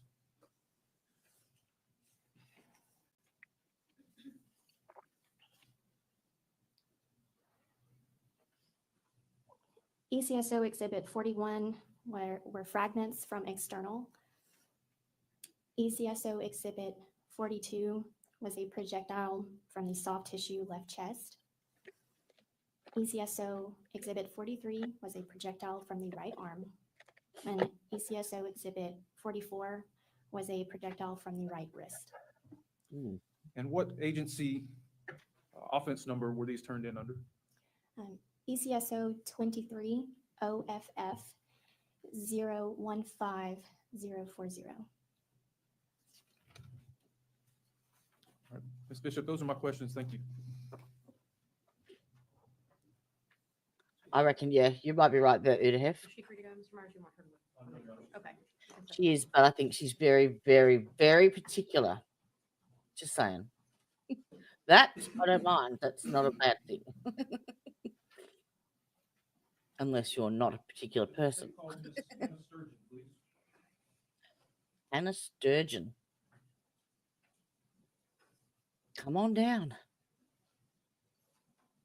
Oh, I can't stop itching.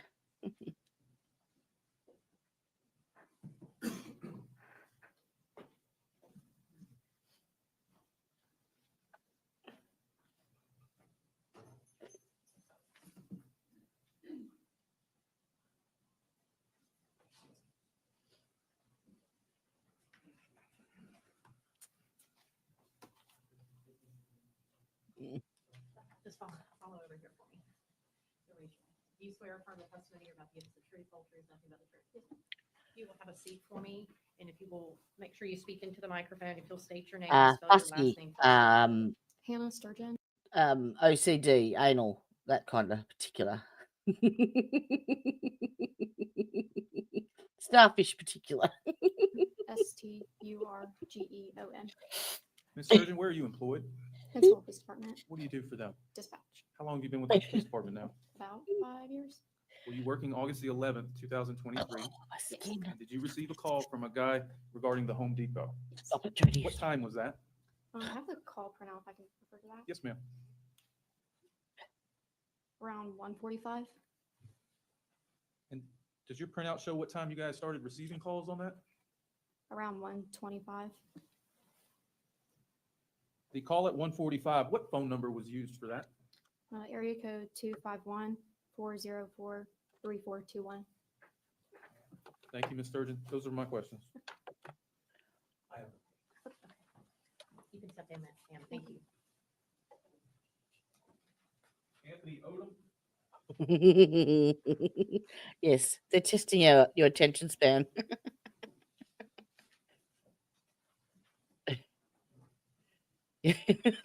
Need to go shopping at Home Depot. I think that might be our equivalent, or your equivalent of our Bunnings, perhaps. There's actually some cheap flights over to LA at the moment.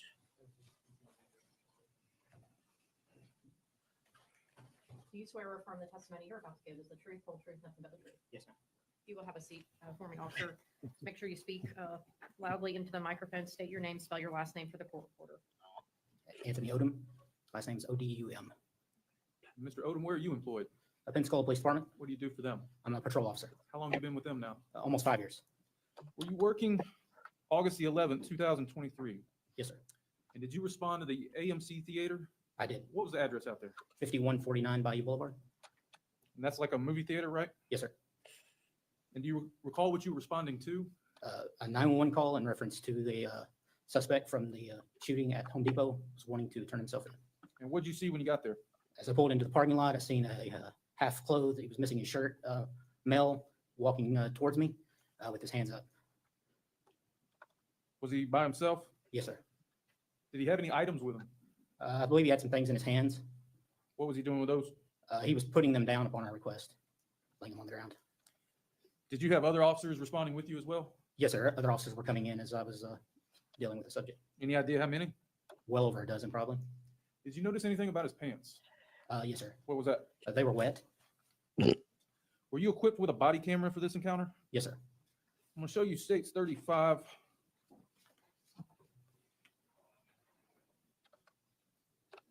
Recognize States 35? Yes, sir. That's from my body cam. Did that screenshot from your body cam? Yes, sir. Is that the individual you guys took into custody? That is. Is that an accurate screenshot? Yes, sir, it is. I'd like to move in 635.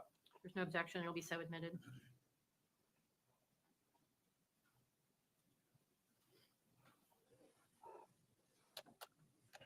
Those are my questions, sir. Mr. Ackerman may have some for you. Morning. Yes, Is he free to go, Mr. Myers? Yes, Your Honor. Okay, you step down, sir. Thank you. thank you. And if I could just publish 35 real quick. Behind you.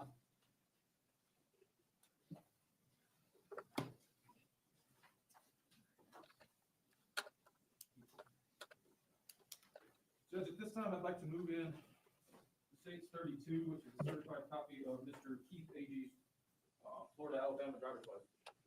It'll be so admitted. State calls James Parsons. And ladies and gentlemen, I just wanted to make sure you knew anything that is admitted into evidence during the trial, you'll be able to take back with you when you're deliberating. So that's not the only time you'll be able to see. Okay.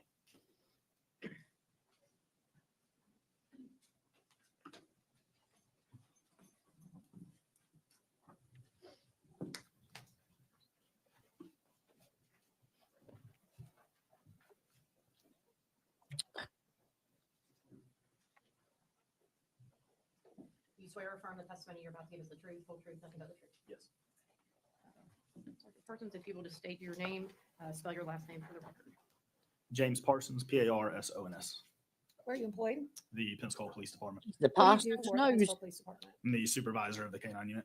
He's the How Pensacola long have you pastor's been knows. in- Excuse me, how long have you been in law enforcement? A little over 19 years. Did you respond to a shooting at Home Depot on August 11th, 2023? Yes, I did. When you got there, just give the jurors an idea of what's going on when you get there. The parking lot was being flooded with civilians as well as employees from the store. Mm. There were multiple law enforcement vehicles and personnel arriving and entering the store. And did, excuse me, did a number of law enforcement agencies respond? I believe all of them. Yes, All right, was this kind of a all hands on deck type situation? yes, it was. When you first got to the Home Depot, had a suspect been located? No, ma'am. And once you got there, what was your duty? Once I got there, I realized there was already a team inside the building, clearing the building, as well as the sheriff's office beginning their investigations, interviewing people and witnesses. So I left that area and began to circulate for a suspect as we were starting to get information from the surveillance video as far as possible vehicles, descriptions, stuff like that. So I began to circulate the area. While you were circulating the area, did you find a firearm? Yes, we had received information from our dispatch that a caller had called in and said there was a gun on the side of the road of Davis Highway. So I responded to that area. And where was that in location to the Home Depot? Approximately half a mile north on Davis Highway. And once you got to that particular area, did you see the firearm? I did. There was a black handgun laying along the curb line of Davis Highway on the western side of the road. Were there other law enforcement officers there as well? Yes, there was. Okay, time has come. Once you arrived at that location, where did you go from there? About that time, they started to relay over the radio a vehicle description of the suspect that he had left in. So I began to start checking parking lots and the surrounding area for that vehicle. Were you able to locate a vehicle that matched the description? Yes. Where? On Airport Boulevard in the Select Specialty Care Medical Facility, there was a silver Nissan Oh. Sentra that matched the description. Where was that location in respect to the Home Depot? A little over a mile north and to the east. You probably don't need to see this. Did you stay with that vehicle until someone responded to take it into custody? Correct. I stayed until the sheriff's office arrived. Those are my questions. Thank you, sir. Yes, ma'am. I have no questions. Yes, sir. Okay. You're free to step down. Thank you.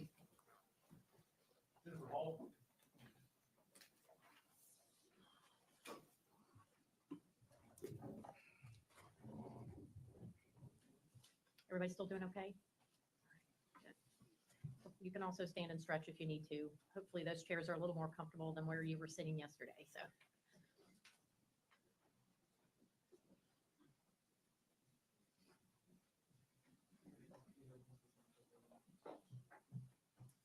You swear or affirm the testimony you're about to give is the truth, whole truth, nothing but the truth? I do.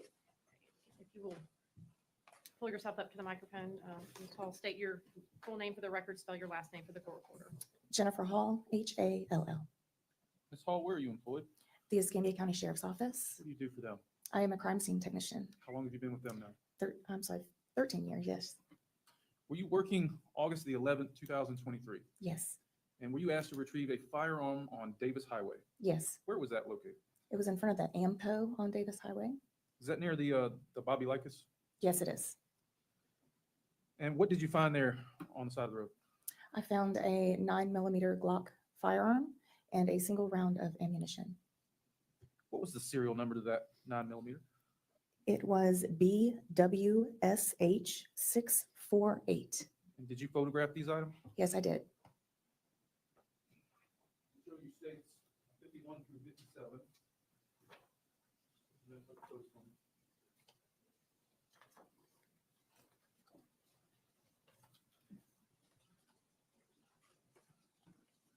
Yes. You recognize those? Yes, these are the photographs of in front of Davis Highway.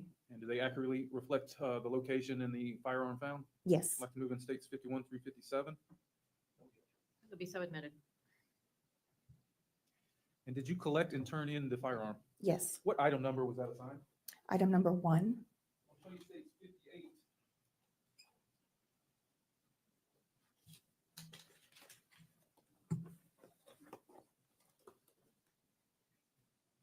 Recognize states 58?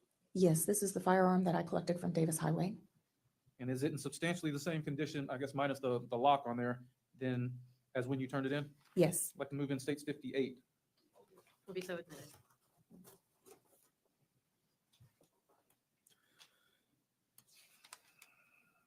Judge, if I may publish, You may. Ms. Hall, you may have a screen in front of you. You can tell us what we're looking at here. This is states 51. Yes, this is the mailbox in front of the business on Davis Highway. States 52. This is a overall of where the firearm and the single round of ammunition was located on Davis Highway. States 53. This is a mid-range photograph of that firearm and the single round of ammunition, which is marked by that yellow cap. States 54. This is a close-up photograph of that round of ammunition on Davis Highway. And was that a 9mm round? Yes. States 55. This is the 9mm Glock firearm that was located on Davis Highway. 56. This is a photograph of me removing the magazine from that same firearm. And 57. And this is just attempting to photograph how the firearm it was misfed, it was jammed. From Davis Highway there, where did you go next? I went to the IMAX Theater on Bayou Boulevard. And what was the address there? The address is 5149 Bayou Boulevard. And what did you find when you were there? A gray t-shirt and a cell phone. Did you photograph those items? Yes. I'm going to show you states 59 through 63.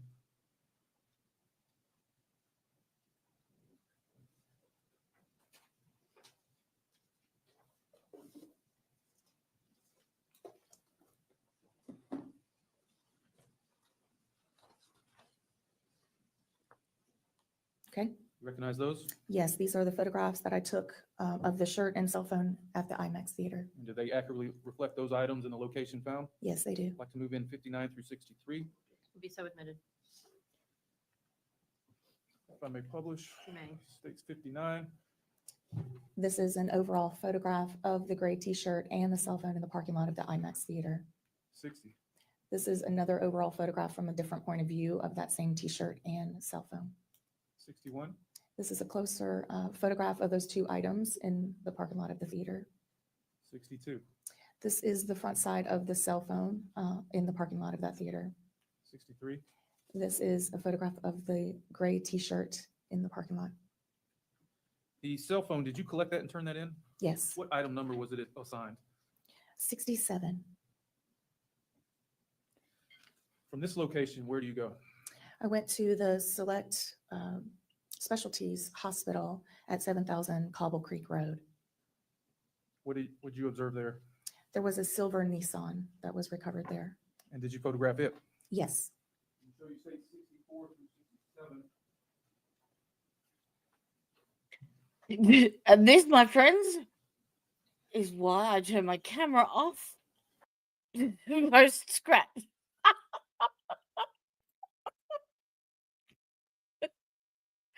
Oh my God, that was so good.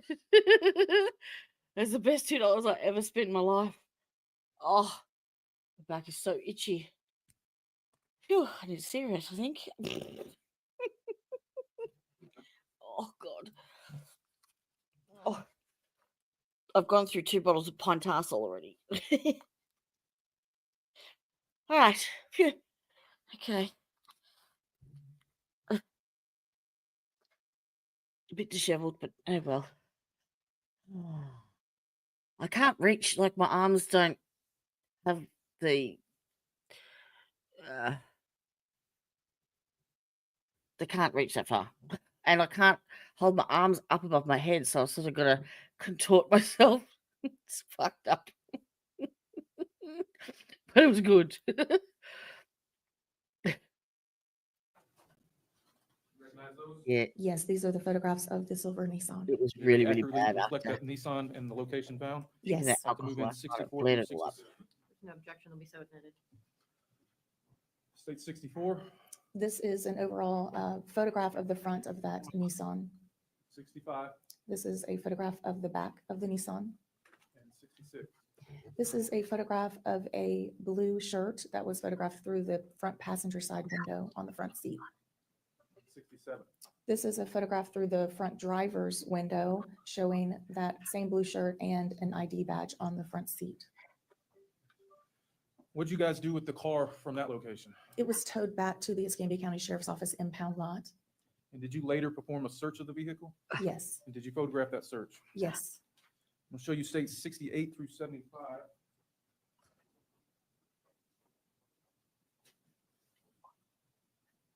Mm.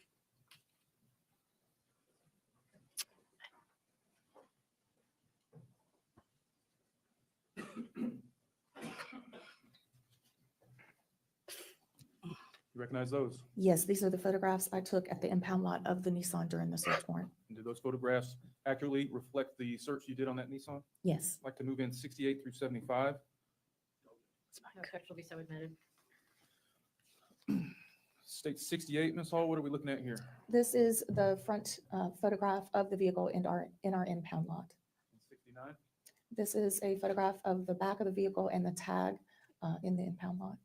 70, This is a photograph from the front driver's side of the blue shirt and badge. 71, This is the badge with the name Keith Agee. 72, This is on the back driver's side seat. It's a yellow hard hat and a yellow safety vest. 73. This is a photograph of the blue shirt from the front seat after it was laid out. And what does the name badge say? Keith, And the company badge? AMNS Calvert. State 74, This is the back side of that same shirt. 75, This is the safety vest after it was laid out. Did you later swab the pistol that was turned in for potential DNA? Yes, I did. How was that done? That is done by taking a set of sterile swabs, which are like large Q-tips, applying a couple of drops of sterile water to those swabs, and then swabbing the trigger, the grip, the slide of the firearm. And did you do that in this case? Yes, I did. Did you turn those in? Yes. What item number were they assigned? Number 5. Did you also swab that cell phone you collected and turned in? Yes. What item number was that swab given? Number 8. Did you also photograph some of the items you collected back at the lab? Yes. I'm going to show you states 76 through 85.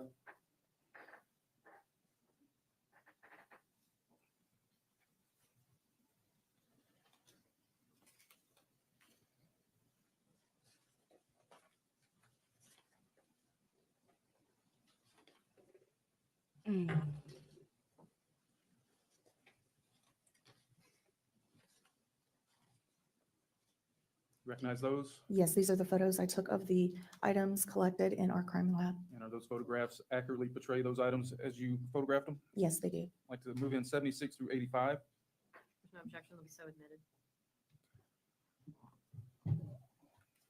76, what are we looking at here? This is the cell phone, the front side of the cell phone. 77, This is a photograph of the back of that cell phone. 78, This is the firearm and magazine and the one round of the firearm found on Davis Highway. 79, This is a photograph of the serial number on that same firearm. 80, This is the opposite side of the firearm. 81, This is the model of the firearm. 82, This is the photograph of the ammo that was jammed in the magazine. 83, This is a photograph of those rounds of ammo after that was removed from the magazine. 84, This is a photograph of the head stamp on those rounds of ammunition from the magazine. and 85. This is a photograph of the gray t-shirt that was recovered from the IMAX theater. What agency number did you, agency number did you turn these items in under? The case number was 23-015040. Were you later asked to collect a buccal swab in this case? Yes, I was. Who did you collect that from? Keith Agee. And did you turn that buccal swab in as evidence? Yes, I did. What agency exhibit number was it given? Number 79. Same case number? Yes. I'll show you states 45.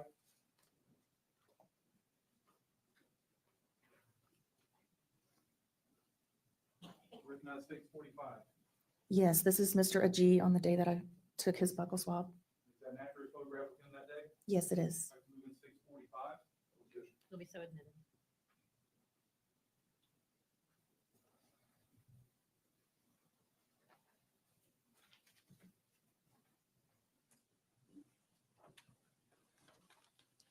Published in 45. Thank you, Ms. Hall. Those are my questions. Mr. Ackerman may have some. Okay. She free to go? They're screaming through these witnesses. Can step down then. Thank you. Can I see counsel at the bench briefly?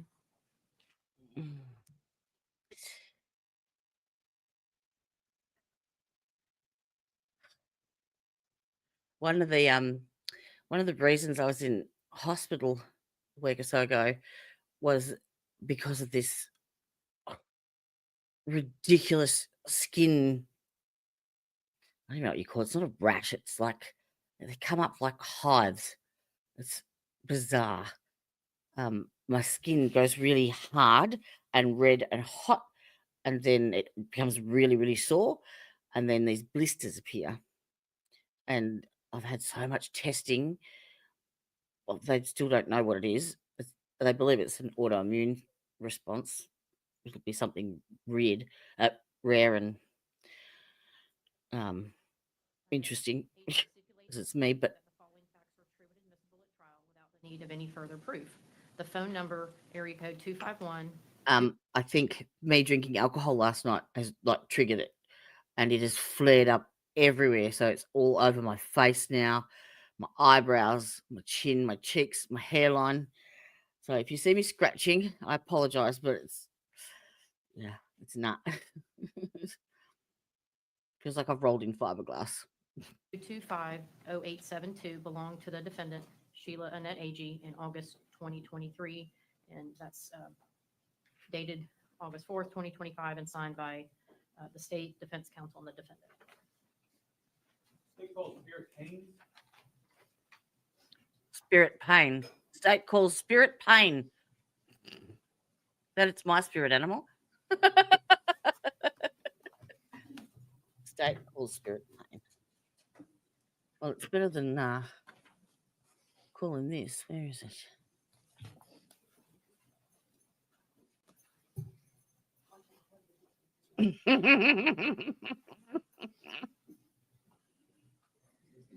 That was supposed to be stick shift. Do you swear from the testimony you're about to give is the truth, full truth, nothing but the truth? I do. You'll go ahead and have a seat for us. State your first and last name and spell your last name for the court reporter. Eric Haynes, Haines. Mr. Haynes, where are you employed? The Escambia County Sheriff's Office. What do you do for them? I am the officer in charge of the computer crimes unit. How long have you been with the sheriff's office now? 26 years. Can you give us just kind of a general background on your training and your education to do this type of work? Sure. I've got a bachelor's in criminal justice, a master's in public administration, specialized in criminology. Went to the basic recruit school, many management classes, and in the past 5 years, I've gotten major certifications in digital forensics to perform the job that I do. As part of your duties, do you extract cell phone data? I do. How do you go about that? We have different forensic tools and software that will defeat encryption and passwords and then download the data out of the devices. What programs do you use? Several, and relevant to this case, we use Celebrate, a suite of services from them, and then Magnet.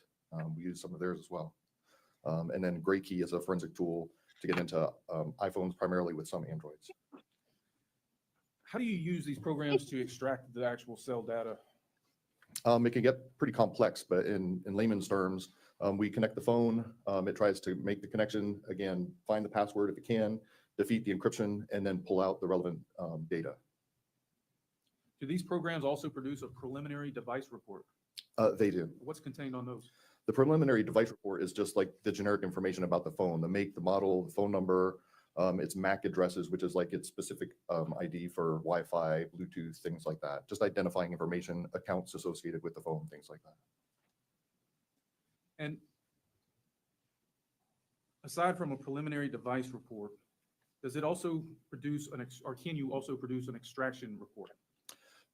Yes, an extraction report takes everything that we pull out of the phone and then puts it into like a readable format, categorizes it into text, pictures, accounts, notes, things like that.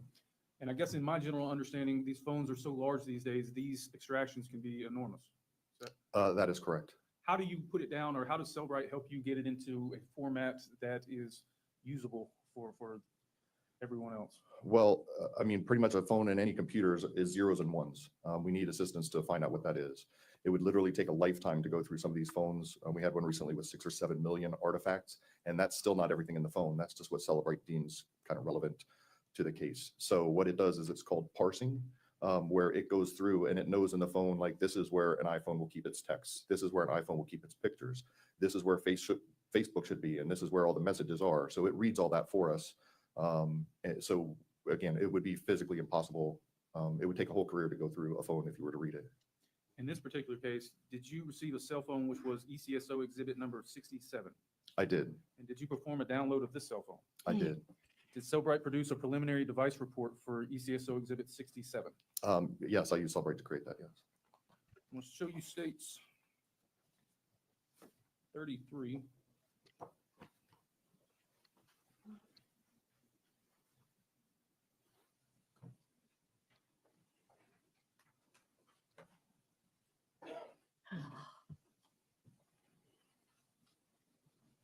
Tell us what states 33 is.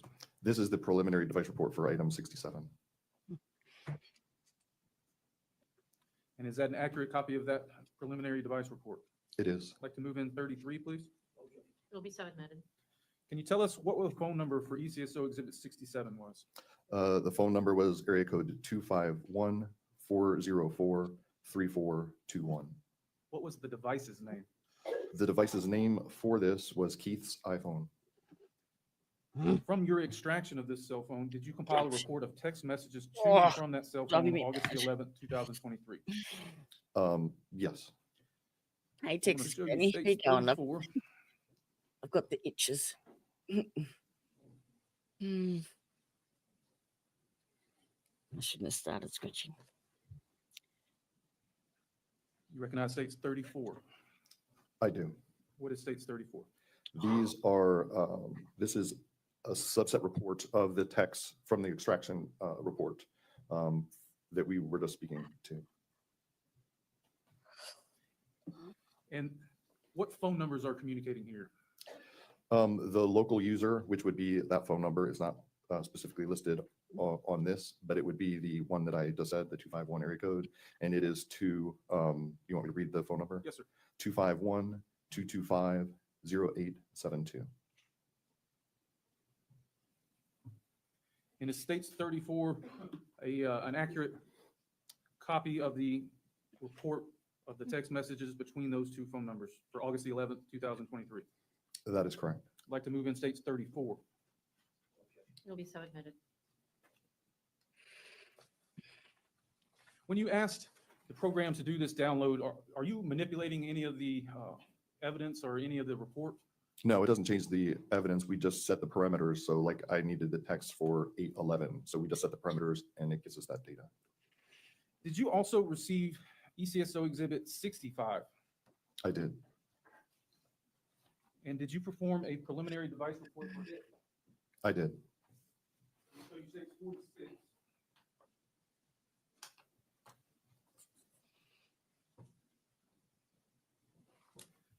Do you recognize states 46? I do. What is that? This is the preliminary device report. And is that an accurate copy of that report? It is. I'd like to move in states 46. Okay, there's no objection to be so admitted. What phone number was associated with this phone? The area code 251 Thanks, sweetheart. 225 0872. And this is the same number you just read back as being in the conversation in those texts? Correct. I wish they knew what Did you this. look for that? fucking- Was that phone downloaded and extracted? Yes, sir. Did you look for that conversation from states 34 in that phone? I did. And did you locate it? I did. Where was it? Where was it in there? It was in the text of the device. I might have to turn my camera off soon because I Had it can been feel deleted? It had. When? my I skin. don't have the report in front of me with that exact time, but it Swelling. was the afternoon of the event, I believe. I'll show you a photo of what Did you also locate some text messages between my Brooklyn and face this phone? looked like when I got home from hospital. I did. I'll show you states 43A through 43D.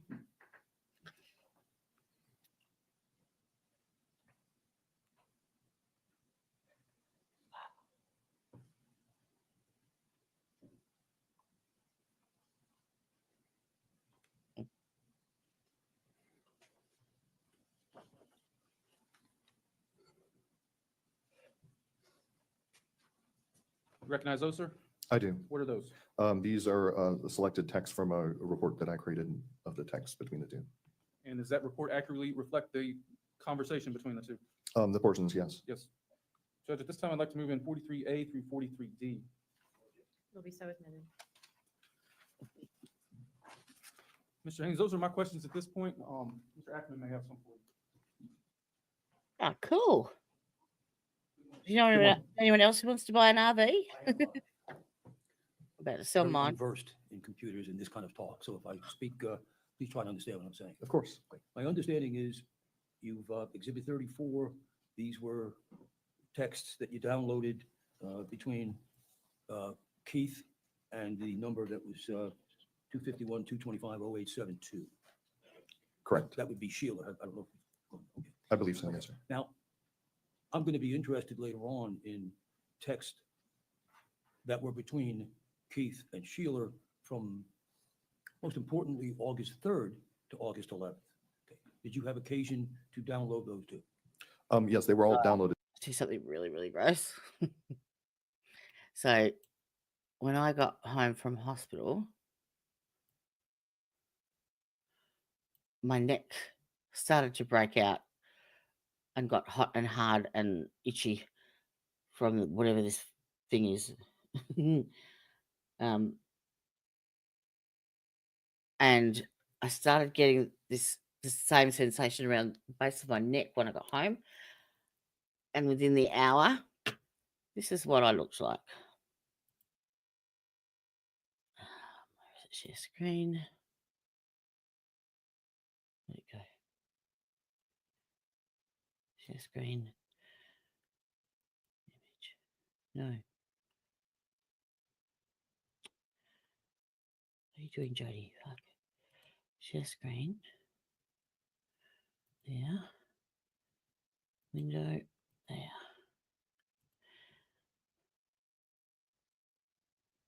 Ready?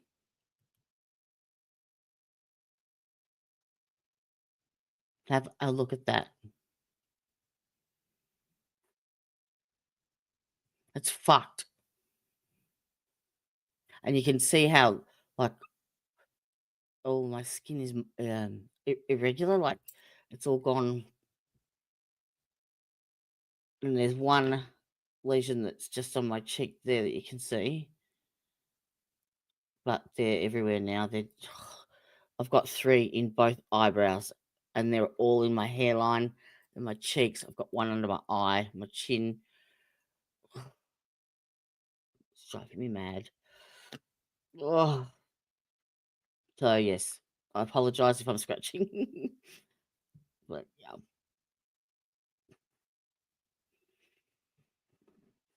So yeah, if I turn the camera off, that's why, because it'll be elephant woman here.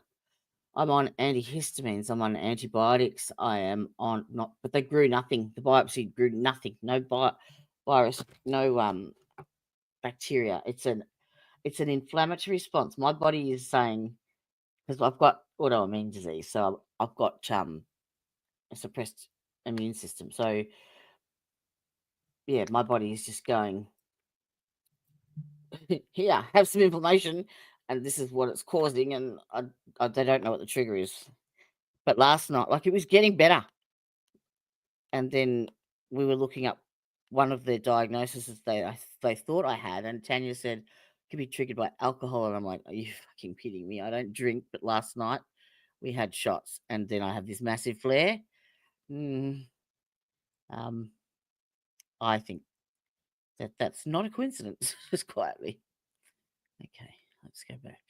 Sorry, I needed to explain that, because if I suddenly go off screen, I'll be here, but you don't want to see this. Trust me. I'll be putting cream and shit on and scratching and share. Right, where are we? You go back there and share screen.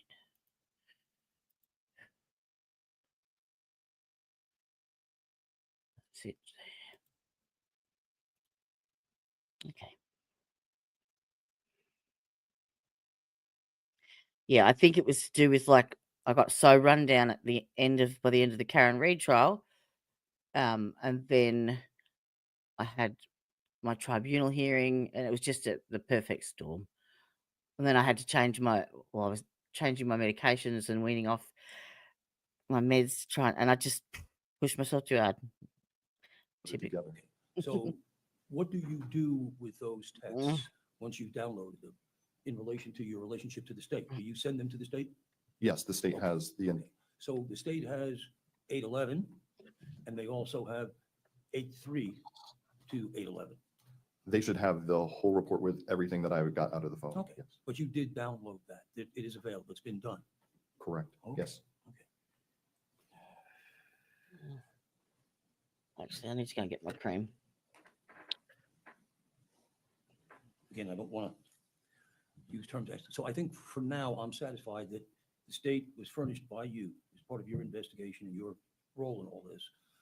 Basically, the totality, well, you answer this. How much, from when to when, if you recall, did you download? The entirety of the phone, sir. Okay, and do you have dates, times as when that would be? I mean, is it from day one of the phone? From, yeah, whatever not necessarily, and it's semantics, so forgive my forensic speak, but anything that was in the phone, stored in the phone, would have been in that report that Cellbrite pulled out of it. So as far back as the conversation was recorded on the two phones, that's what would have been on the full extraction report. Well, I don't know that I understood that. Okay. As far back as the conversations between those two people? Between the two phones and then what was recorded. So if I could give you an example, Please. maybe help you. So me and my mother could have been chatting for the past 15 years. Our current phones might not have all 15 years of that on there, but it could go back one or two phones or even further, depending how they were transferred to my current phone, if it was the same make and model, things like that. So whatever was on the phone between the two of them would have been in the Cellbrite reports that were provided. And I'm trying to imagine, let's say either one of their phones was older than the other, went back further, and there were many other conversations. Does this program just pick out the conversations between those two numbers? Can you do that, program it to do that? Is that? I couldn't program it to do that, but that's what would be provided. Only what's saved on the phone is what I can pull out of the phone. Okay. Again, I'm not sure I understand, but the bottom line is you did pull out the conversations between Keith and Sheila going back at least from August 11th to the beginning of their conversations. Correct. That was in the full Cellbrite report, yes. Okay. Just in case I might need you later, can you give me a number I can get you out if I need you back? Of course. We're not going to put that on the record, Mr. Oh, Ackman. okay. We can get that at another time. If But I just called the sheriff's department. Oh my God, I'll stay dressed all day. Like, you, sir. Yes, sir. Any redirect? aren't you supposed to know exactly what your witness's answers are going to be before you ask the question? Like, I'm not sure I understand or get you, but okay. Well, hello. It's a forensic phone extraction. And you, sir, are a defense attorney. Have you never come across one of these before? Really? Because if you don't understand that, you shouldn't be doing the fucking job. Just saying. You indicated just a second ago, Mr. Ackman, that only saved text messages would be recovered, but you indicated you recovered the deleted text messages off of Ms. Agee's phone. How do you get deleted text messages? Well, I saved, deleted are all normally looked at as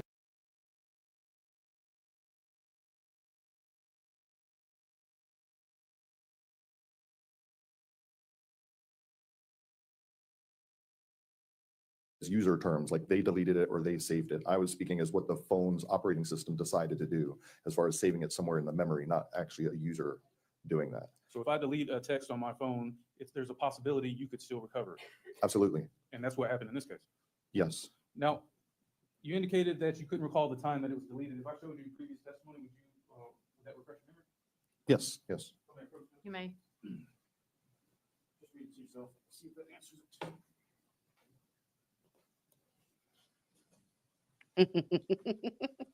Well, Yes. In previous testimony, I was I won't be reading it doing off of the that again. report. Do you want the date and time? Apparently, showing my swollen face has reduced the the viewership to 1. Oops, my bad. It was the afternoon of the event at 1:59 p.m.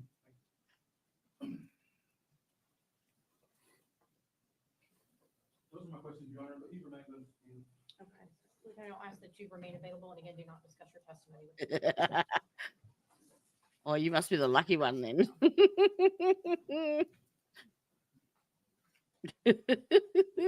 Yeah. Okay. Ladies and gentlemen, this is a good time to take our lunch break. So this will be a longer break. I estimated to have lunches here closer to noon, so it may just be a little bit before your lunches arrive, but this will.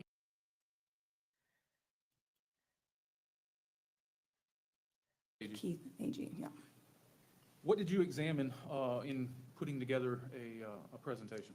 His historical phone records from the phone company, they are received under court order, and we get all of the phone records, and we go through those, analyze them. And what do call detail records consist of?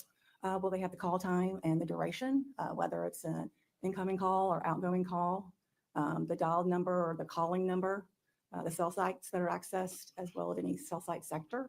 You can get text data, internet data, and they also include key records to help assist reading those documents.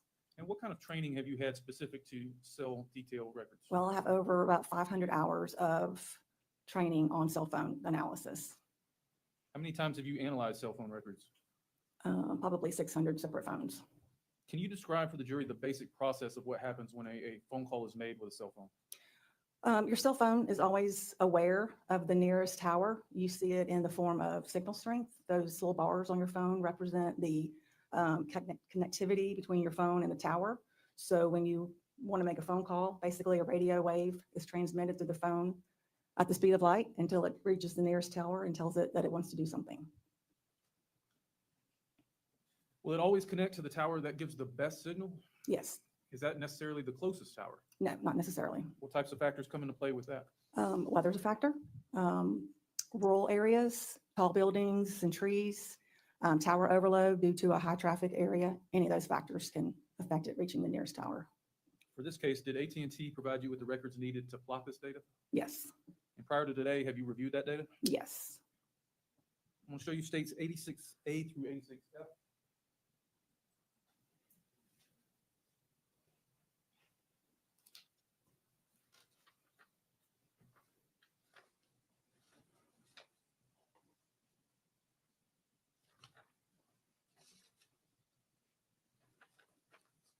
Do you recognize that? Yes, I do. What is that?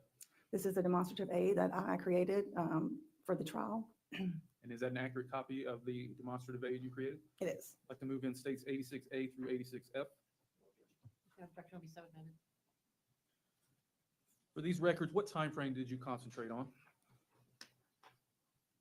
I believe it was from 8 a.m. till about 3 o'clock in the afternoon, What date? August 11th of 2023. And what was the phone number of the records you examined? 251-404-3421. Did you plot the locations provided in those cell records? Yes, I did. Did you know the location of the homicide ahead of time? Yes, I did. Now, are these points on your maps, are these like pinpoint locations like GPS? No, this is cell tower information that is included in the records, in the AT&T records. They provide their cell sites, and then we're able to go into a system where they're all collected as per every phone company is collectively supposed to do, and to get any of those addresses, which always, look at on the map just to make sure they're all cell towers there. You should have a screen in front of you. Okay. 86A, is this just your title page? Yep. 86B, what are we? We're just looking at that is AT&T call and text detail records for that date and that phone number. 86C.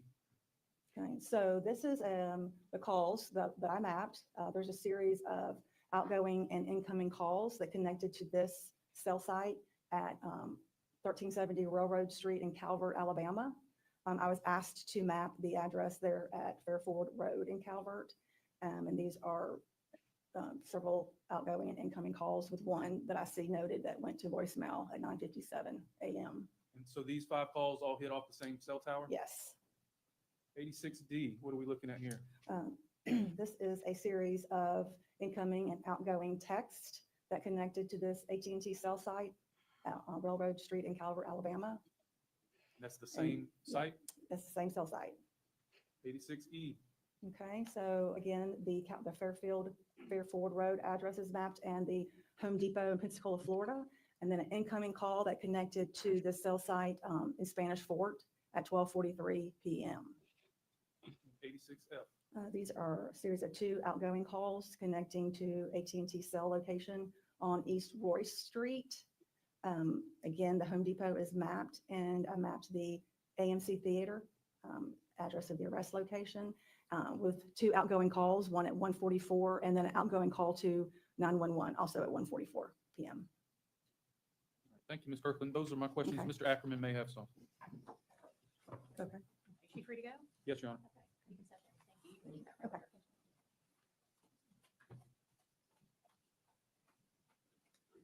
Felix, State calls Dana Beth come Ritchie. here.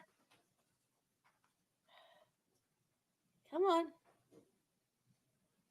I'm here. Yeah, I'm here. I didn't go anywhere. Yeah. You know you're live on air. Everyone can hear you sucking. Yeah. Come on.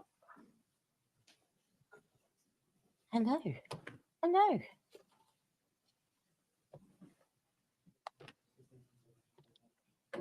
You can just come right up here, Ms. Ritchie. You swear affirm the testimony you're about to give us the truth, whole truth, nothing but the truth? Yes. Go ahead and have a seat for us. If you'll just say your full name and if people spell your first name. My name is Elizabeth Ritchie, Elizabeth Richey. Ms. Ritchie, where are you employed? I work for the Florida Department of Law Enforcement out of the Tallahassee region, and I'm a senior crime laboratory analyst in the firearms section. How long have you been with them? I've been with FDLE since 2007. What does a senior crime laboratory analyst in the firearms section do? My primary responsibilities as an analyst is to function test firearms, make sure they're functioning properly, and if they aren't, try to figure out why not. And then I'm asked to compare fired components, Do you so not things get- like cartridge cases, bullets, and shot shells, to suspect firearms to try to answer the question of, did these items come from this particular gun? If no gun is available, then I'm asked to try to determine how many guns may have been used in that particular situation, and if possible, give investigators a list of guns to look for. Your lab, you indicated, is in Tallahassee? Yes. Is that lab accredited? Yes, it is. What kind of education, training, or experience do you have to do this type of work? Well, first, I have a bachelor's of science in marine science from Jacksonville University. That's what allowed me to get my job. And then when I promoted to the analyst position, I went through FDLE's 18-month analyst training program. The first year of my training is spent basically in bookwork and practical exercises. It covers the history and development of firearms, firearms identification, ammunition, It included tours of firearms manufacturing plants, as well as a couple courses outside of FDLE at that time. Once the first year was completed, I spent the next 6 months working supervised casework. And that's where I worked actual cases under the direct supervision of a qualified analyst. Once all of that was completed, I was free to begin working my own cases as a qualified analyst. Can you explain to the jury the different components of a cartridge or a round of ammunition? So an unfired round of ammunition is a cartridge, which many people often refer to as a bullet. But it's a cartridge is made up of 4 components. You have the cartridge case, which holds the whole unit of ammunition together. You have the primer, which provides the spark. You have the gunpowder inside the cartridge case, and then you have the bullet or the projectile that's designed to hit a target. So if I'm speaking of bullets, I'm actually speaking of the item that's designed to hit a target. How do you go about comparing one cartridge case to another? If I receive just 2 cartridge cases, then I will start with an inventory of those cartridge cases. I will start by taking a look at their class characteristics. Class characteristics are characteristics that are predetermined by the manufacturer. So for cartridge cases, that could be something like the shape of the firing pin. There's multiple shaped firing pins out there. And then it might also include the shape of the firing pin aperture or the hole that the firing pin comes out of in that gun. These are characteristics that can show up during the firing process on that cartridge case. So if I'm looking at these 2 cartridge cases and taking a look at the class characteristics, and the class characteristics don't agree with each other, then that's an automatic exclusion and I can eliminate them and I don't go any further. But if the cartridge cases agree with each other, then I will then move on to looking at their individual characteristics. Now, the individual characteristics comes from the cartridge cases or the bullets interacting with the interior surfaces of the firearm. There are random imperfections on the interior surfaces of the firearm that can transfer over to the cartridge case during the firing process. So when that firing pin strikes the primer, it leaves an impression in the primer. Any defects that may be on that firing pin can transfer over to the primer and leave marks. Similar as if you take a ball of Play-Doh and stab your finger, you can potentially see your fingerprints or any scars you may have on your fingers. What's also happening as that bullet is pushing down the barrel, the cartridge case is also slanting backwards against the breech face of that firearm or the part of the firearm that supports that cartridge case. So again, any defects that are on that cartridge case can transfer, or on that breech face can transfer to the cartridge case. Now these random imperfections are unique to the gun. So if I have 2 cartridge cases, I will put them on my comparison microscope. A comparison microscope is a set of compound microscopes. They're side by side. They're linked by an optical bridge with one set of eyepieces. And that allows me to look at these 2 items side by side under the same magnification. So what I'm looking for is the set of repeating defects that may be showing up on these cartridge cases from the firing process. Depending on the amount of information that may be on those cartridge cases will determine what kind of conclusion I may come to during my examination. Now, is this a similar process for fired bullets or Yep. projectiles? Yes. Now, if you have the firearm in question, how do you go about that analysis? I will start with a visual and a mechanical inspection of the firearm. I want to make sure that it is safe to fire and that it should be functioning properly. So I'm taking a look at all the safeties, seeing if there's any potential dangers that may potentially cause me a hazard to fire. If the gun appears to be functioning properly and should be safe to fire, then I will test fire it in our laboratory range. I test fire into a water tank.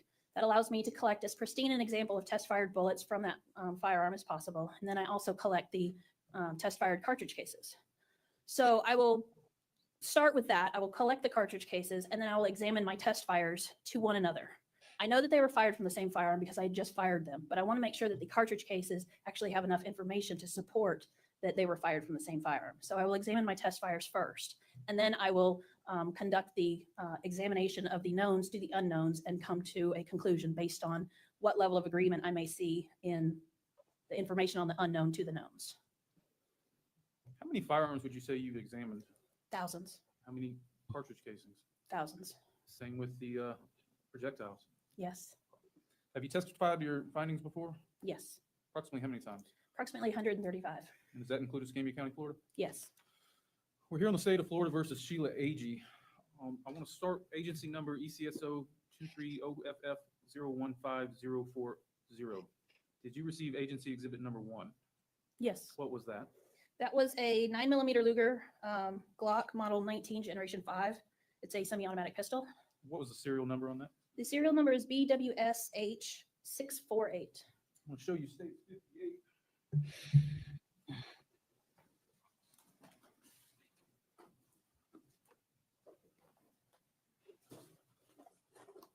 I want to verify that's the firearm firearms you examined?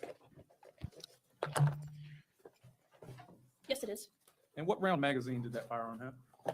This magazine had a capacity of 15 cartridges. Did you test fire that weapon? Yes, I did. Did it function properly? Yes, it did. Did you also receive agency exhibit numbers 35 and 70? Yes, I did.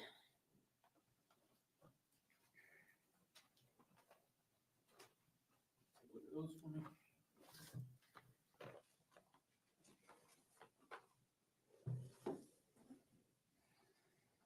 Are those the casings you examined? Yes. Did you compare your test fires to those exhibits, agency 35 and 70? Yes, I did. And what were your results there? That it was my opinion they were identified to the pistol. Did you also receive agency exhibit numbers 41, 43, and 44? Yes. What were they? 41 was a fired bullet jacket fragment and an apparent lead fragment. 43 and 44 were both fired bullets. Were you able to determine if they were fired in that same Glock 19? Yes. What was your opinion there? The bullet jacket and the 2 bullets were fired from that particular firearm. Did you also receive agency exhibit 42? Yes. What was that? Those were 2 apparent lead fragments. And were you able to determine if they were fired in that same weapon? No. Why not? They are of no value for microscopic comparison. They're just lead fragments. Most bullets are made of a lead core and then an outside with a jacket of some kind. So the actual core never comes in contact with the surface of the barrel on the inside of the firearm. Did you make a report of your findings? Yes. Let me show you states 91.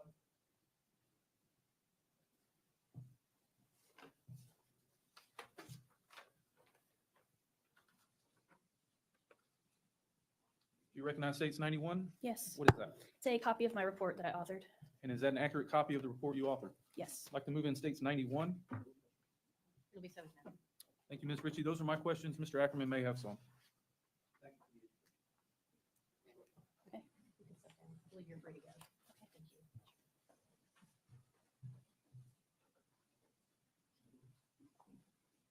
State calls Jennifer Wilkerson.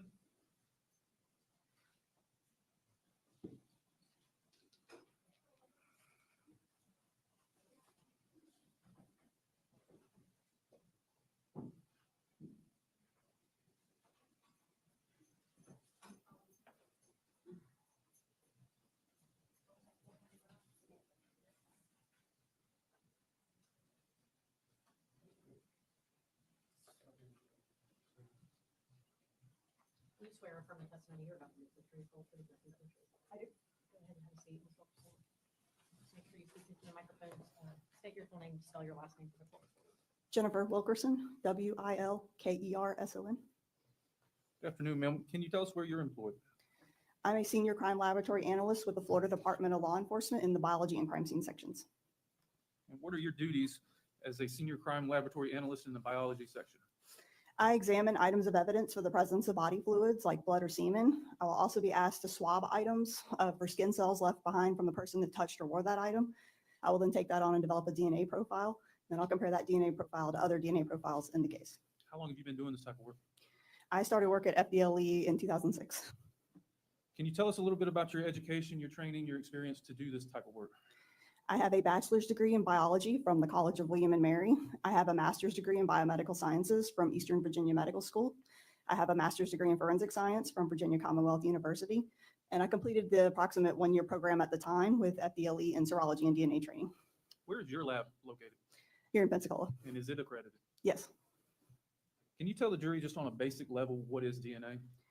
DNA stands for deoxyribonucleic acid, and it's your genetic blueprint. Kind of like the blueprint for your house is going to tell you which room's the kitchen and which room's the bedroom. Your DNA is ultimately going to tell you what color hair you have, what color eyes, and how many fingers and toes. And you get half from your mother and half from your father. Is DNA unique to every individual? Yes, with the exception of identical twins. That's why they look alike. Do you leave DNA on everything you touch? No, not always. What kind of factors go into leaving DNA on something you touch? So it depends on the person themselves. It could be like if they're sweaty, they're more likely to leave DNA, but if they just wash their hands thoroughly, they may not because all the loose skin cells may have already fallen off into the sink. Also, the item they're touching can determine whether DNA gets left behind or not. If it's more absorptive or rough, it may scrape off more cells or hold on to them better than, say, a smooth object. Are there any environmental factors that go into leaving DNA suitable for comparison? Yes. What type? So weather can affect DNA's longevity on an item. So if it rains, obviously it could wash it away. Humidity causes bacteria and fungus growth, which will eat or destroy DNA. The UV light from the sun can destroy DNA. And obviously if somebody tried to clean DNA up, let's say like bleach or other cleaner, it would destroy the DNA. Can DNA be wiped away? Yes. How many DNA profiles have you developed? I have run over 20,000 samples through DNA. And how many comparisons would you say you've done? Thousands. Do you perform statistics as part of your analysis? Yes. Have you testified to your findings before? Yes. Approximately how many times? Over 200 times. And does that include Escambia County, Florida? Yes. All right, we're here on the state of Florida versus Sheila Agee. Were you given some items in this case to work? Yes. I want to start with ECSO agency number ECSO 230FF015040. Did you receive agency exhibit number 79? Yes. What was that? It was buccal swabs from Keith Agee. And were you able to develop a complete DNA profile? Yes. Did you receive agency exhibit number 8? Yes. What was that? That was swabs from a red iPhone with case from an IMAX theater.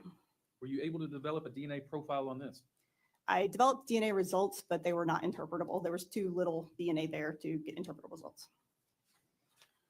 Were you given agency exhibit number 7? Yes. What was that? Oh, is that FBLE? Exhibit number 7, sorry, agency 5. Yes. Yes. That was swabs from firearm with magazine. And what serial number? The serial number was BWSH648. Were you able to develop a DNA profile off of this? Yes. And did you compare that DNA profile to Keith Agee's DNA profile? Yes. What were your results there? The partial DNA profile from the firearm and magazine matched Keith Agee. And as part of your statistics you performed on there, what weight did you attribute that? So I give statistics to show you essentially the weight of the match between the two. And the statistics was the observed DNA profile is greater than 700 billion times more likely to occur if the sample originated from Keith Agee than if it originated from an unknown, unrelated individual. And just to put this into context, what's the current population of the Earth? It's around 8 billion. Is this the highest statistics that FDLE will report? Yes. Did you create a report of your findings? Yes. I'm going to show you states 92.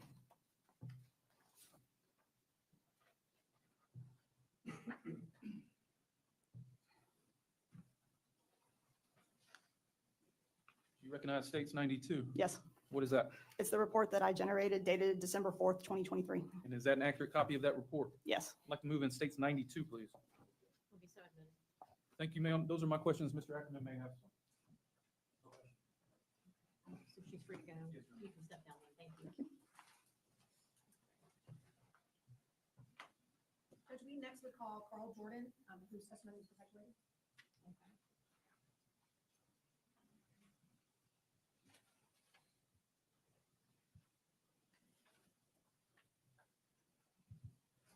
All right, today is July 29th, 2025. We're here in the state of Florida versus Sheila Agee, case 17-23CF3379.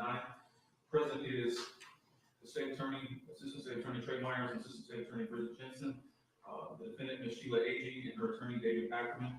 The witness is Mr. Carl Jordan. Sir, if you'll raise your right hand. You swear to tell us the truth, the whole truth, and nothing but the truth? Yes. Okay. State your full name for the record, please. Carl Layman Jordan, Is Carl with a C or a K? let's see, And excuse me, please spell your middle name. LAYMON, And what is your date of birth? 11/13/78, Where are you employed? Home Depot. How long have you been with Home Depot? Just over 20 years at this point, probably 20 and a half years. What are your duties with Home Depot? So I'm the district asset protection manager. I deal with everything from environmental stuff to theft, fraud, the inventory, such like that. What about video surveillance? Video surveillance, yes. Are you assigned to a specific location or region? I'm assigned to a district. My district number is 133. I handle everything from Panama City to Mobile, Alabama. Are you familiar with the Home Depot on Davis Highway in Brent Lane? Yes. How often do you actually work in that store? I visit that store between 1 to 2 times a month. And was that the same back in August of 2023? Yes. Back in 2023, did you have a company that did your inventory? Yes. What was the name of that company? WIS. And can you give just a brief description of what WIS or WIS did for Home Depot? Yeah, so it's an inventory accounting company. They come in, they basically count all the product in the building and give us an accurate count of what we're supposed to have from an inventory perspective. Approximately how many WIS employees would be in Home Depot on any given day? Depending on the size of the store, the amount of product that's in that building, the amount of sales and stuff, There's anywhere between 1622, 1624 associates. Sometimes maybe a little more, maybe a little less. And what shift do they typically work? They're a morning crew, so they normally start counting right around 5 o'clock, 5:15 in the morning. Do they normally take a lunch at some point during that shift? Yes. Do you know if some of the employees with WIS carpool together? Yeah, a lot of times what they'll do is they actually will travel in a van together as a group, especially when it's kind of out of town type work. I'm not super sure about personal cars, like if they carpool together in a personal vehicle, but I do know a lot of times they will travel as a group in a van or such. Do you know this defendant seated over here to my left in the red? I do.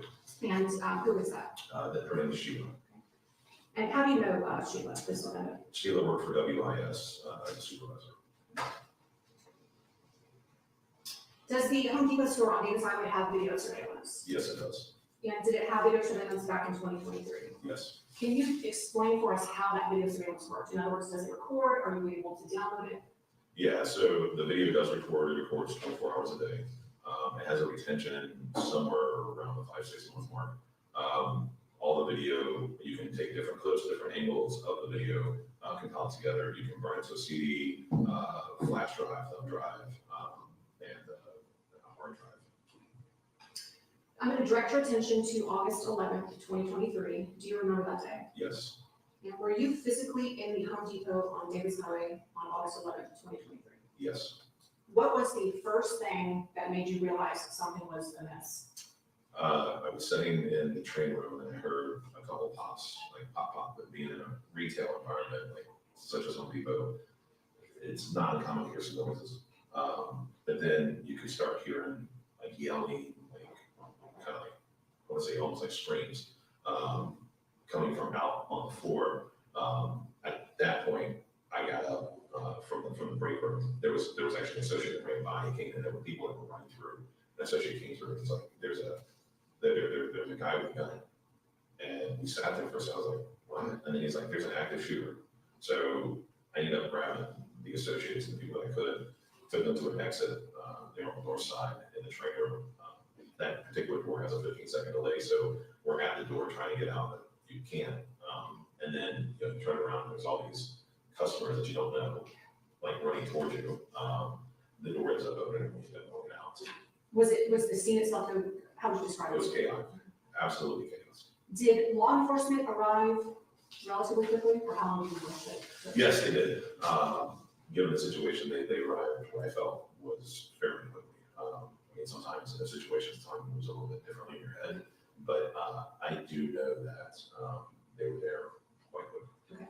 Once law enforcement arrives and things calm down, did an investigator or law enforcement officer request video surveillance? Yes, Were you able to download different angles of the store relevant to this incident? yes, Aisles 52 and 53, is that the lighting area?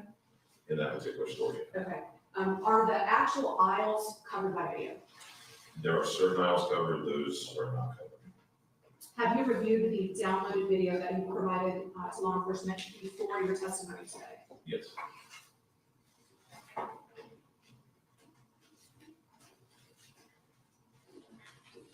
You'll take a look at State's Exhibit 87 and just see if you recognize it. I do. Are your initials on that exhibit? They are. And is that a fair and accurate compilation of the different angles of video surveillance from Home Depot on Davis Highway, August 11th, 2023? It is. At this time, I'm going to move State's 87 into evidence. Let me take a quick look. Oh, that's the, no objection. Mr. Gordon, who is in that State's Exhibit 87, the video compilation, who is the female that the cameras are focused on or following? Sheila. And there's like a tablet or some kind of gadget that she's holding as she goes to the store. What is that, if you know? Those tablets are actually used by their team to count product, verify, things like that. We actually use them for verifications. But the sole purpose is for inventory accounting. It's just one piece of equipment they use. You also should have in front of you State's Exhibit 36. Do you recognize that? 36. 36? Sorry. That's okay. Yeah. And is that just a still shot from the video of a black male entering the store? Yes, ma'am. And then you should also have State's Exhibit 47. Yes, ma'am. Okay, and is that a still shot from the video of a black female police employee? Yes, ma'am. And now you also should have states 48 in front of you. Yes, ma'am. Is that also a still shot from the video? Yes, ma'am. And do you recognize the individual in states 48? I do. Who is it? That is she. So at this time, I would move states 36, 47, and 48 into evidence. Thank you, sir. Yes, sir.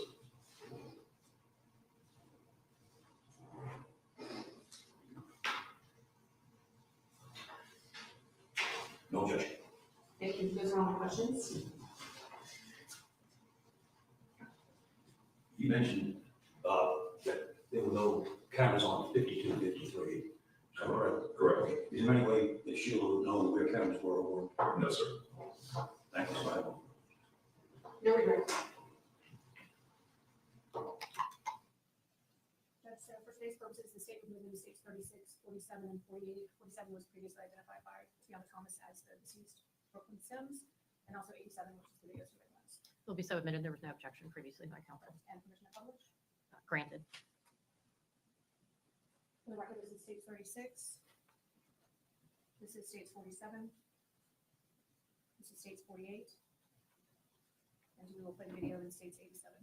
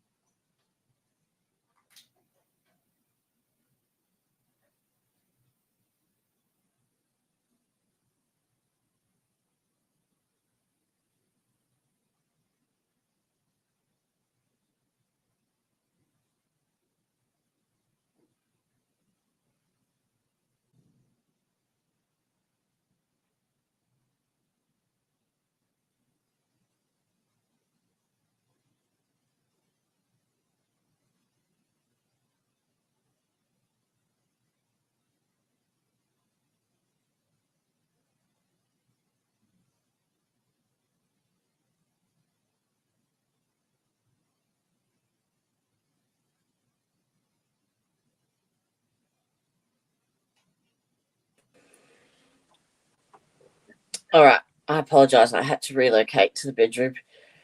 So, I'm here. I'm just horizontal. Oh, we're in a break now, are we? All right. I'll go and move it.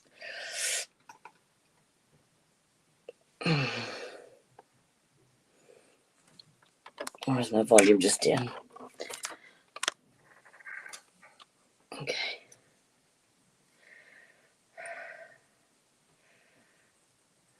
All right. I'll go and fast forward.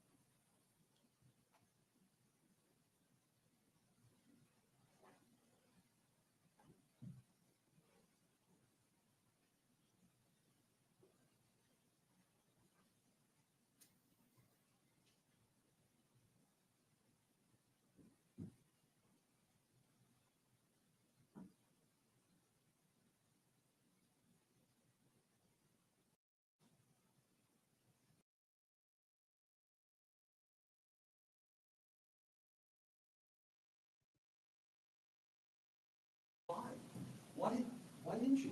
Let him answer yes, well, I don't care, I didn't know it, but I want the right to ask that question. And then if I- Okay, my ruling remains the same, is you can cross-examine him as long as it's within the scope of the state's direct examination. Otherwise, you can call him as your witness later today or tomorrow.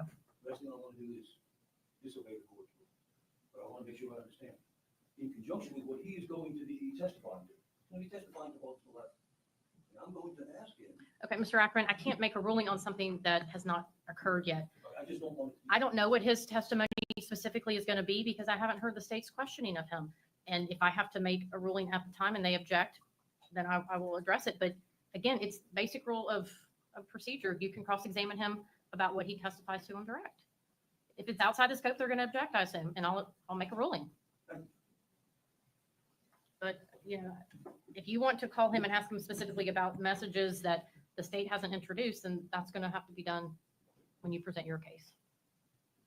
Judge, I'm gonna say this one more time. Yeah. We may agree, right? We may not have a problem with them. We just would like the opportunity to go back through them. I understand he says we've had these since the beginning of the case. We've had boxes since the beginning of the case. We don't know every single minute detail, so we'll review them. Anything else from the state? No, thank you. Anything? Okay. The jury's ready, Deputy Williams? Okay. Let's bring the jurors.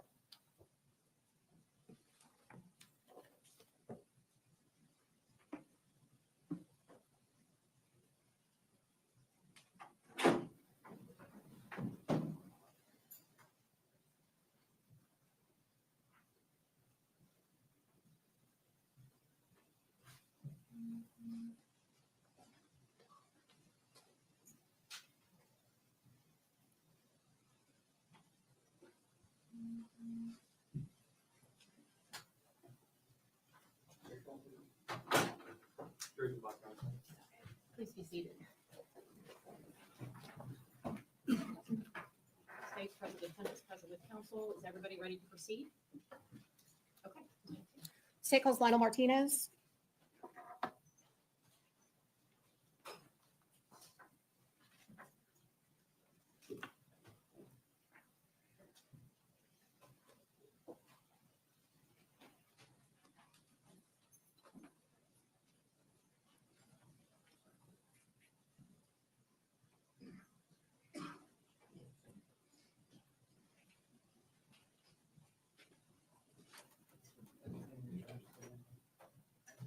You swear or affirm the testimony you're about to give is the truth, whole truth, nothing but the truth. I do not. Mr. Martinez, go ahead and have a seat. If you would, make sure you speak into the microphone for us and state your full name, spell your last name. So quick as ever. Sorry, here you If you'll just state your name. go. Lionel Martinez, Martinez, And will you spell your first name for us too? Lionil. And where are you employed? I'm employed with the Escambia County Sheriff's Office. How long have you been with the Escambia County Sheriff's Office? I've been there 11 years. And what about prior to that? I was employed in the state of Georgia as a law enforcement officer for 17 years. What do you do for the Sheriff's Office? I am an investigator in major crimes. Were you assigned to investigate a shooting at Home Depot on Davis Highway? Yes, And did you actually respond to the store on August 11th, 2023? yes, ma'am. When you first got there, where did you go? I went into the store through the entrance and I went to aisle 52. And when you went to aisle 52, what did you see? Laying face down in the aisle was a black female. She had dark black pants and a dark colored shirt, which is navy. And I saw some gunshot wounds or defects in her arm, her side. And then, like I said, she was laying face down and the blood was pooling around her. While you were at the Home Depot store, did you request video surveillance from Carl Jordan? Yes, And was he actually able to provide you with the video surveillance on that day? yes, ma'am. Within a short amount of time that afternoon, was a suspect taken into custody? Yes. And who was that? Keith Agee. Were you advised that a firearm was located as well? Yes. And what about a vehicle? Yes, ma'am. Okay, where was the vehicle located? The vehicle was located at specialty or select specialty care. So the Home Depot, the location where the firearm was found, the location where the car was found, and then where Mr. Agee was taken into custody. Are you familiar with all of those areas? Yes, ma'am. And are they all within close proximity to the Home Depot on Davis Highway? Yes, ma'am, they are. You should have in front of you State's Exhibit 88. If you will just take a look at that and see if you recognize it. Yes, ma'am. Okay, and are there different areas that are highlighted on that exhibit? Yes, ma'am, they are. Is it a fair and accurate map of the various areas of interest pertaining to this case? Yes, ma'am. Your Honor, at this time I move states 88 into evidence Will be so admitted. and permission to publish. Granted. You should have, if that screen is easier to see for you. So can you just give the jurors an idea of what the different pinpoints are, starting with the Home Depot? So the Home Depot is located right next to I-110. And if I'm highlighting this green area right here, Yes, ma'am. okay. And then just north of that Home Depot is the Bobby Likis Auto Care, where the firearm was recovered in the roadway. Okay. So the intersection, if you make a right-hand turn, that is going to take you down to the Select Specialty Care, where the vehicle was located in the parking lot. Okay. And then south of that location is the AMC IMAX Theater, where the suspect was taken in custody.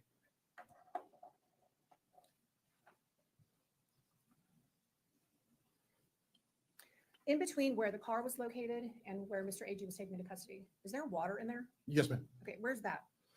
It is located from Cycle Specialty between the, if you are going south, there's a little wooded area like a ravine retention pond. Now, on this same day, August 11th, 2023, did you make contact with Keith Agee? Yes, ma'am. Where was that? At the sheriff's office. And you should have in front of you State's Exhibit number 90. State's Exhibit 90 is in front of him. Do you recognize that exhibit? Yes, ma'am. And is that just a screenshot or a still shot of Mr. Agee at the sheriff's office? Yes, ma'am. And does it depict how Keith Agee looked at the time you made contact with him at the sheriff's office? Yes, ma'am, it does. Judge, at this time, I'd move States 90 into evidence Will be so admitted. and permission to publish. This means granted. For the record, that State's Exhibit 90. Now, there was some testimony earlier that perhaps Mr. Agee's pants were wet. Was that from the creek or the water, or he hadn't urinated himself, is my point? No, ma'am, he had not urinated himself. Okay. Now, while you spoke with Mr. Agee, was he cooperative with you? Yes, ma'am, he was. Did he give you his cell phone number? Yes, ma'am. Did he also give you the password to it? Yes, ma'am. And did you seize his cell phone when he was taken into custody on August 11th? Yes, ma'am, it was.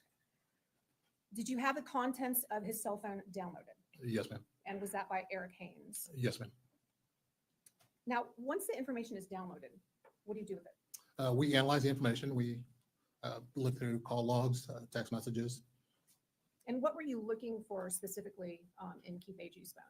through the text messages. And while you were looking through those text messages, what did you find, if anything? A communication between Keith Agee and his mom, Sheila.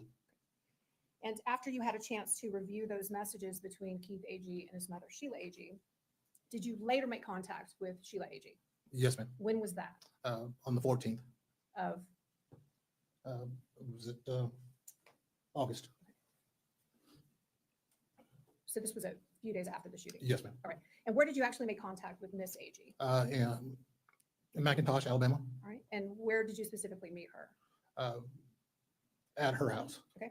Did you drive there? Yes, ma'am, me and another investigator. How long did it take you to get there from Pensacola? About an hour and a half.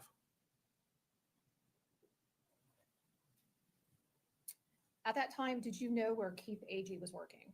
Yes, ma'am. Where was that? It was at a steel plant Okay. And do you know how close or how far that was from where he lived? within minutes Okay. And where was he living at the time? with his grandmother, Thelma.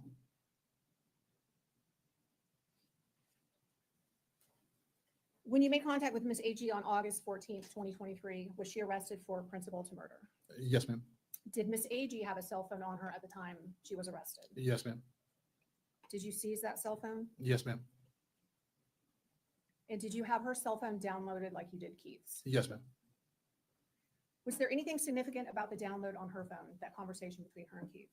The text messages were deleted. Were they able to be recovered though through that Cellbrite process? Yes, ma'am. You should have in front of you State's Exhibit 34. That's already been admitted into evidence. Do you recognize that exhibit? Yes, ma'am. Are those the text messages downloaded from Keith Agee's cell phone? Yes, ma'am. And are those to and from Keith Agee and his mother Sheila Agee on August 11th, 2023? Yes, ma'am, they are.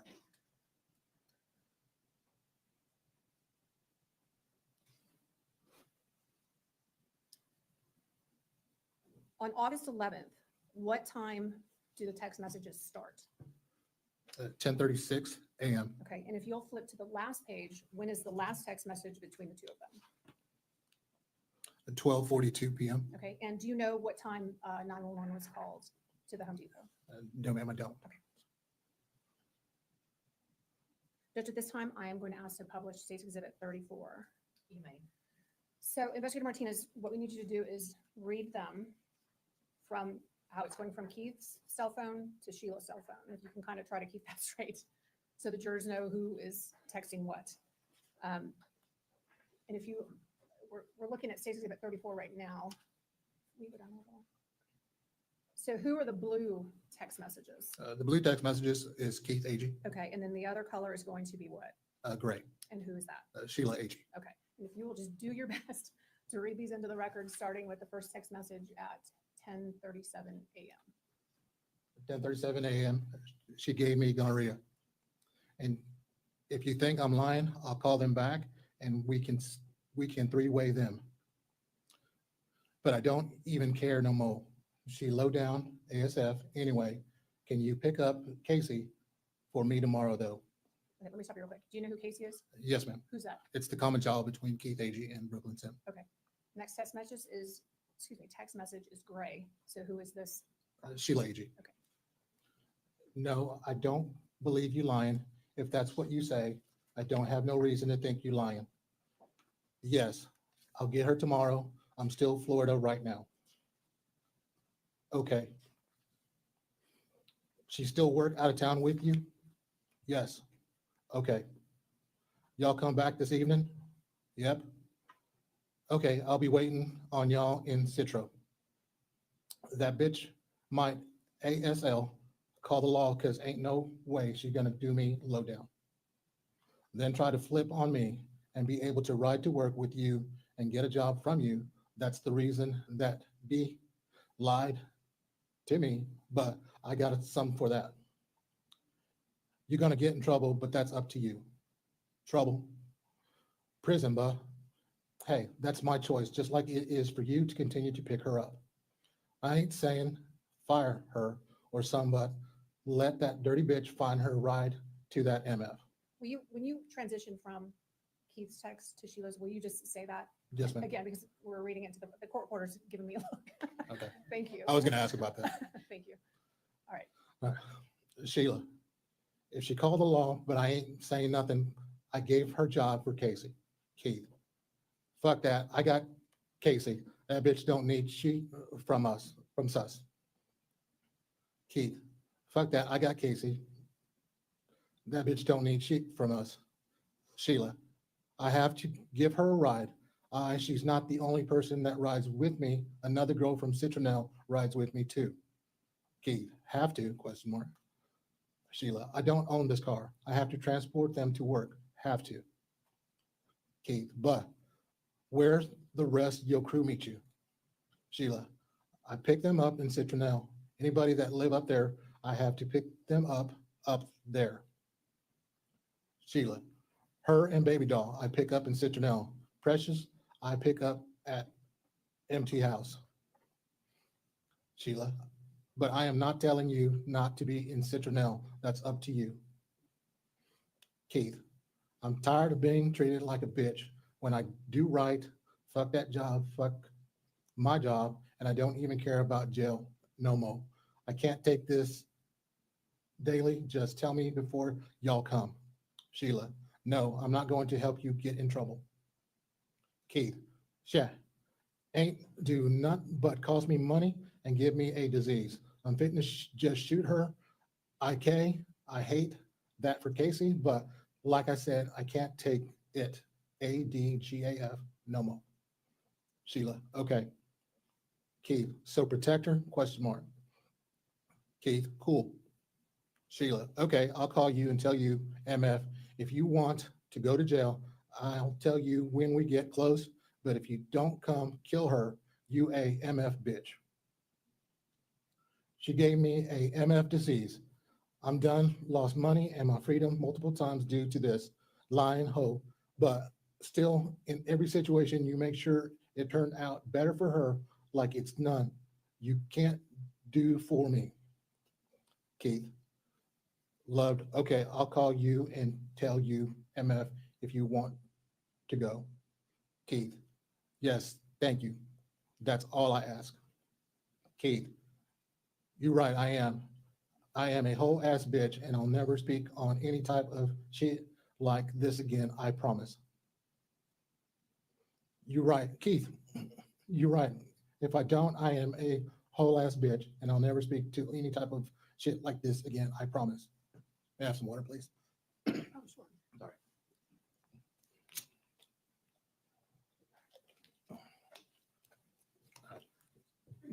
Keith, on Casey's life. Keith, Sheila. Okay, that's fine. You the one to have to leave your baby and go to prison and have her hate you. You ain't hurting Brooklyn. She will be dead. No problems for her. The only person you hurting is you and Casey. She will be lost, her mama and daddy, and you won't ever get to talk to her again. But I swear to God, I don't care. He was I planning ain't to going shoot jail. her? Keith, I'm okay with that. Keith, I can't take no more. Don't nobody help Yes. me. I'm tired. I ain't Judge is a got bit sassy. shite to live for. No way. I'm going to jail. Keith, Citro, gonna shoot me because I'm so blown at them. Keith, it's been a long time coming. Sheila, okay, well, you ain't hurt nobody but Casey, but I'm sure you're okay with that. Sheila, but I'm good with it. Keith, okay. Sheila, somebody will take care of Casey. Keith, I'm about to just leave work. So she just gave her approval for him. I'll be off. What the fuck? Sheila, that's up to you. Keith, yeah, okay, she good. Sheila, I'll call Nanny and tell her she will try Home to talk Depot her out don't of it. think that's a bluff. Keith, okay. Keith, I ain't even gonna tell her why I left. Keith, I'm just saying I gotta go to the dentist. Sheila, don't even go there. She won't know you left. Sheila, don't shoot my MF car. I don't want to die. Keith, I'm not. Right, really? Keith, wait till I put her out. She's worried about her car getting damaged, but she's Keith, calling his I bluff. was gonna wait till you got out. Sheila, okay. Keith, but that's another thing. If she don't get out of that car, mama, and I have to drag her out or can't, I'm gonna ask you to step out. Keith, because I'm gonna open the door. This is planning. Sorry. Sheila, as long as you don't shoot me.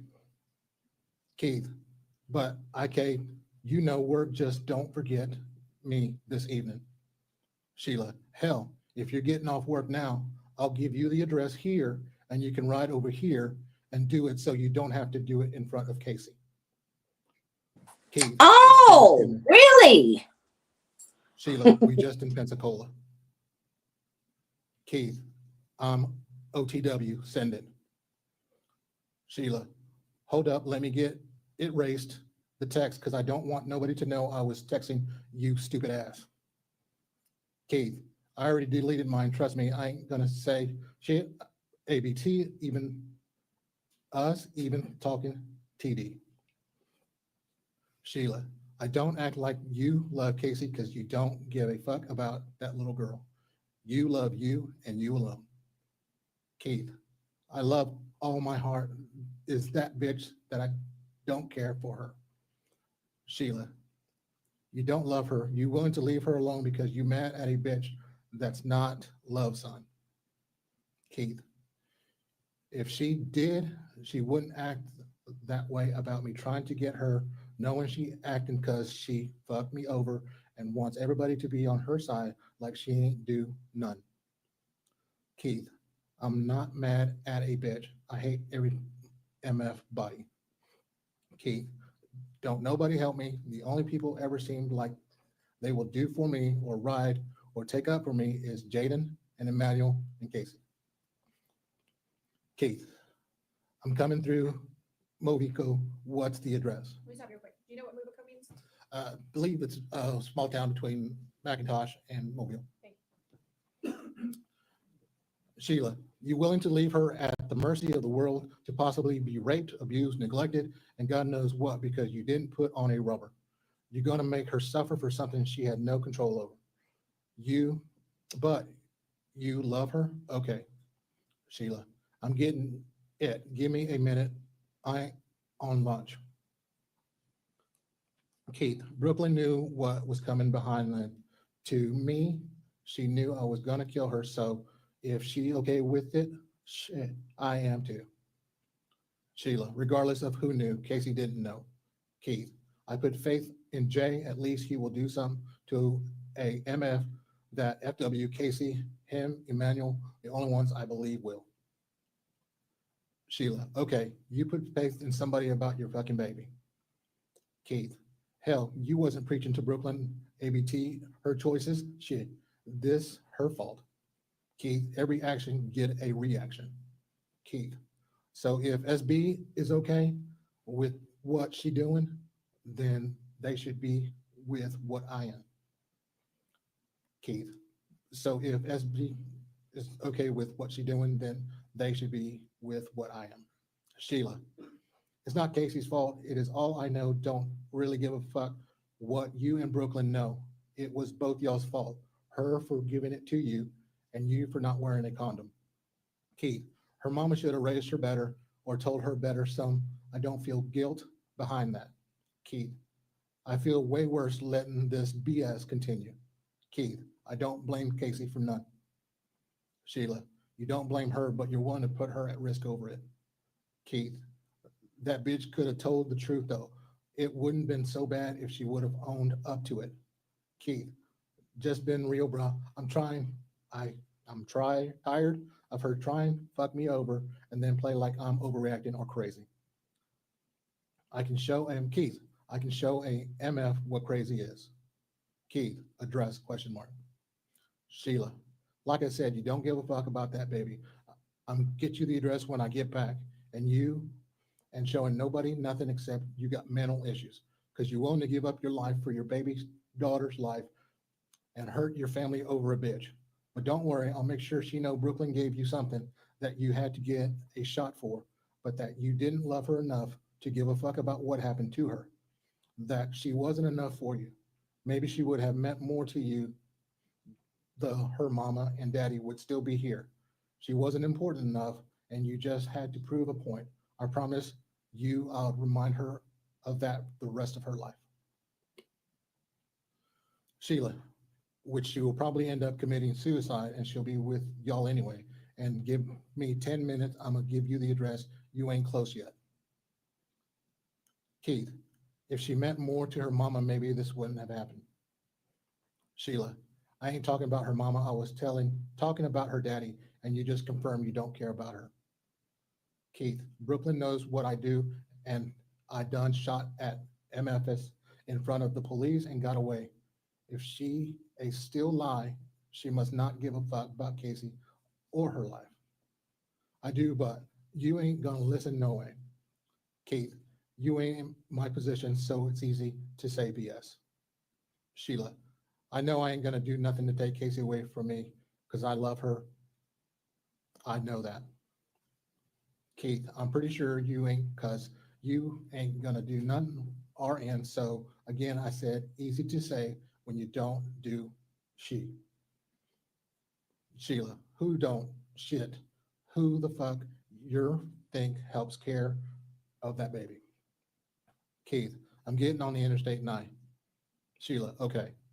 Keith, take care, question mark. MF, you take care of Brooklyn. Sheila, did you just call me a MF? Keith, you don't even like to go pick Casey, sometimes worried about a damn nigga, sell that dream somewhere else. Sheila, I can't wait to get back to the store to give you the address because you're gonna have to shoot me today. I done told you about cussing me. Keith, all I want is that address, mama. I'm done talking. I'm done talking enough. IK, what's gonna happen, and I'm okay with that. I'm done already. Been thinking it through, and this is the only way for me. IDK, why you so quick to start shy with me? But again, must be scared of Brooklyn or some IDK. Sheila, I promise I'm head back to get it and give it to you because I'm done told you about cussing me. I told you you don't have to respect me, but you not going to disrespect me. Keith, you disrespected me trying to tell me if I love my child or not. Keith, that's your problem. You don't see TS, but again, I think it's a woman thing. Keith, she gonna be out on the floor, right? Question mark.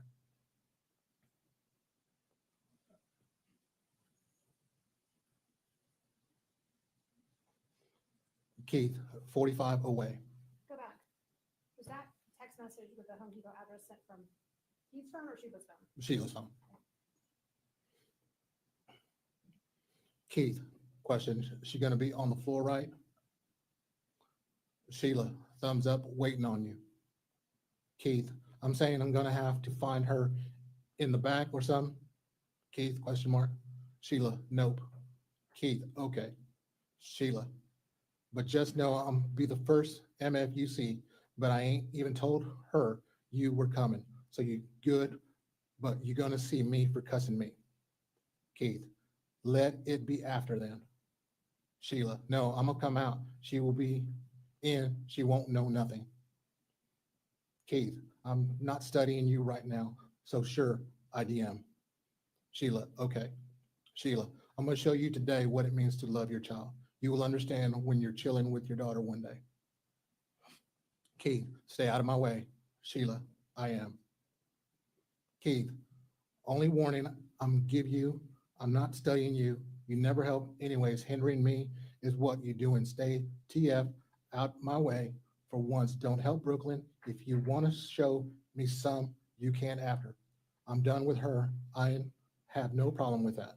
Sheila, only warning you giving me, LOL, bitch. Brooklyn might be scared of you, but I ain't. Keith, I don't expect you to be.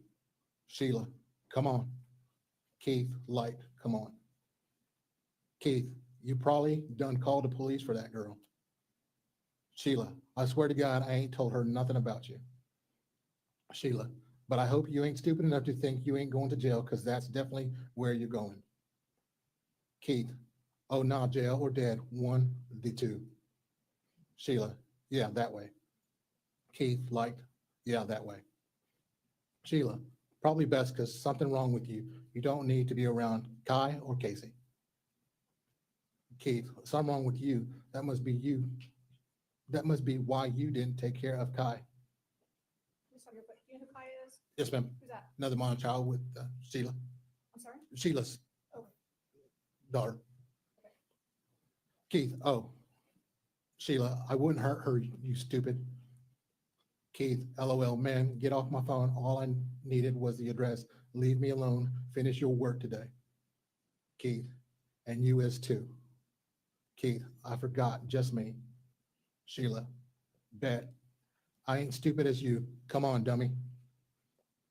Keith, yeah, fuck me though. Point proven, thank you. Knew I wasn't tripping, you fucking retarded. Keith, yeah, you called the police. Sheila, okay, if you're trying to say I called the law, okay, God, I ain't called nobody. Sheila, I swear to his on Casey, I ain't called no law or told her nothing.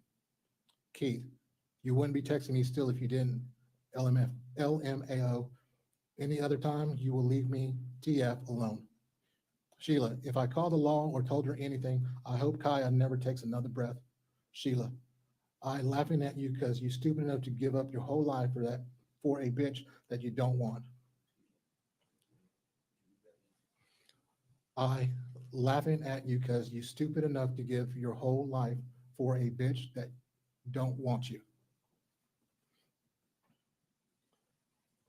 Keith, I ain't never in my life then saw a mama that don't do shit for they son, but love to want to start with them. Keith, like you said, like you, so crazy, it's funny. Sheila, okay. Sheila, whatever. Sheila, bye. Keith, I don't want her either, TF. Keith, LOL, that ain't my point. Sheila, yeah, right, bye. Keith, LMAOOO, I ain't like you. Keith, this about respect, that bitch gonna learn. Keith, you so fucking sorry. You think I want her? No, you wrong. I want to see Casey, that dirty hoe, don't mean nothing to me. I don't care about hoes like you care about niggas. You put them before your own child. That ain't me. Keith, I'm killing them over mine. You just dig out. You think that. Sheila, no, you gonna learn she will be dead, but she ain't gonna learn shit.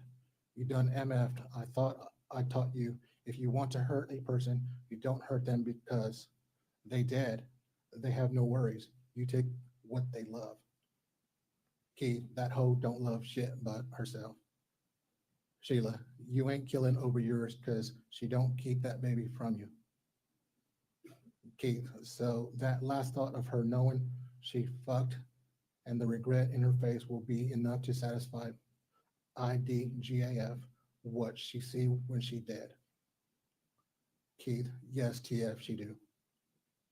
Keith, how TF, pick her up when you sorry ass trying to go gamble or hang in Jackson and she don't pick up the phone. Keith, nah, that ain't even gonna fly. She just died before I let that continue. Sheila, okay, whatever, IDC, do what you do, IDGAF, because I'm gonna go home today, not to hell or to jail. Keith, good for you. Sheila, okay then, stop texting me, I'm working. Do whatever you want to do. It don't affect me either fucking way.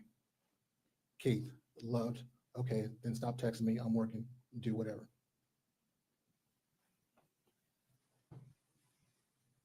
I was gonna say, I'm gonna ask if you need some water. Okay. Investigator Martinez, do you see Sheila Agee in the courtroom today? Yes, ma'am. Can you please point to her and identify what she's wearing? She's wearing a black blazer and she's to my left. Let the record reflect this witness has identified the defendant. Record will so reflect. You should also have in front of you a shorter text message packet, states exhibit 43A through D. Those have already been moved into evidence. Do you recognize those exhibits? Yes, ma'am. And again, if you will read these into the record, these have been identified as text messages between Brooklyn and Sheila Agee. All right, so if you will start on 43A and just read that into the record and who it's from. Okay. Hey, this Brooklyn, is it any way I can see what my batch number is? Question mark. This is my new number, Brooklyn.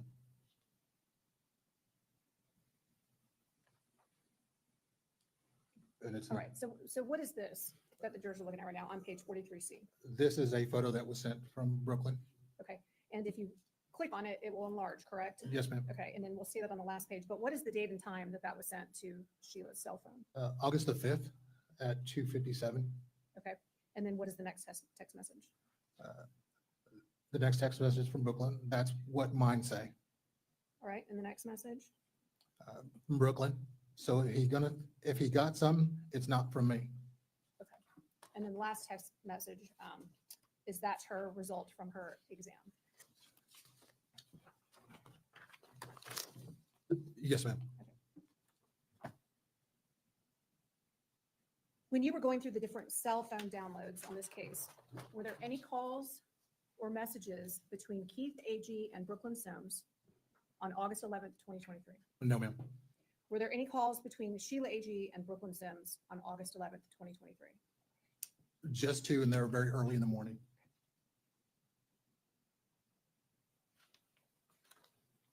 Those are my questions. Thank you, sir. Ma'am.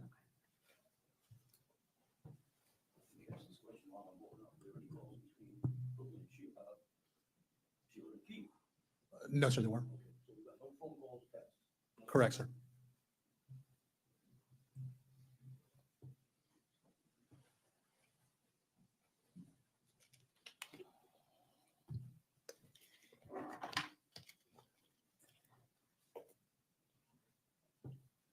All those texts we just saw were between Sheila and Keith on August the 11th. Yes, sir. 2023. Yes, sir. And they took place over about a 2-hour period, correct? Yes, sir.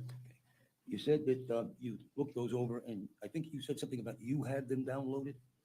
No, sir, they were downloaded by Lieutenant Hayes. Okay, and then when he downloaded all that, does he send it to you or to the state attorney's office? Send it to me, sir. Okay, so what do you do then?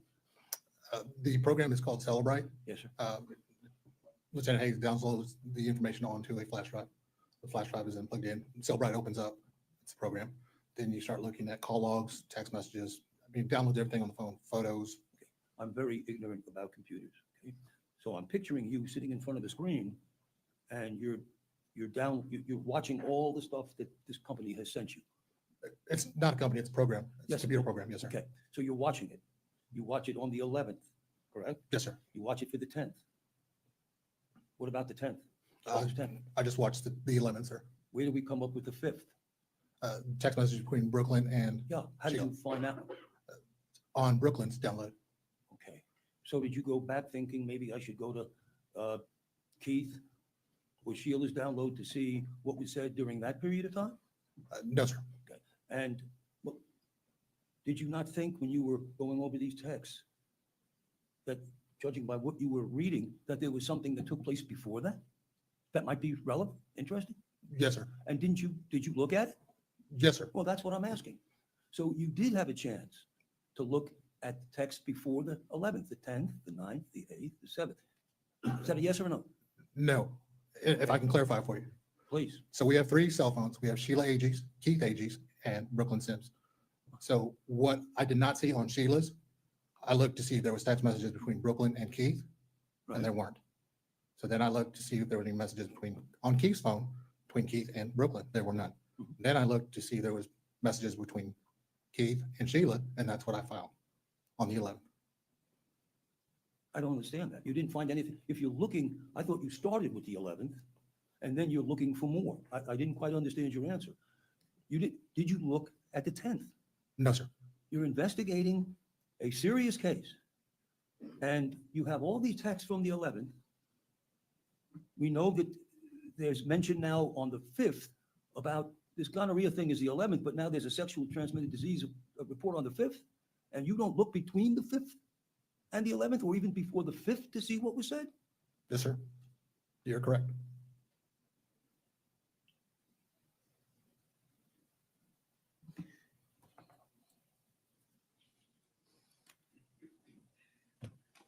Couple of quick questions to clean up. These texts that we just saw on the 11th, I'm correct in that there was no indication ever that Sheila told Keith where in the store they were supposed to meet? Correct. And you've seen the video, right? You looked at the video from the stores? Yes, sir. You did all that? Yes, sir. Police detective work, but didn't look at the 10th. And you looked at the videos, and there's that period of time that Sheila is walking down and around that aisle, back and forth, back and forth. And that was about the time when Keith was supposed to be getting there. Is that correct? That's correct. Okay. So we know she's there, you all agree, looking for Keith. Correct? Correct, sir. Okay.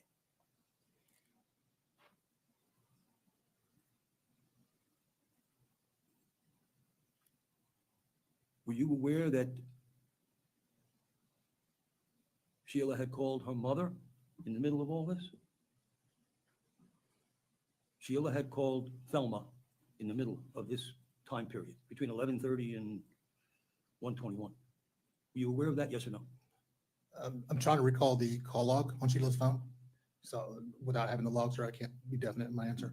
In your investigation, did you ever ask Thelma, did you ever speak to Thelma? Yes, sir, I did speak All with right. Thelma. Did you ask her whether she'd ever spoken to Sheila during the course of this No, sir. time? You didn't ask? No.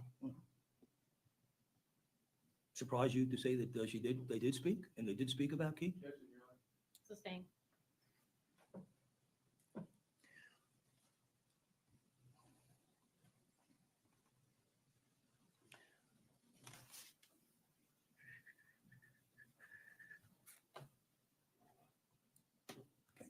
So I understand.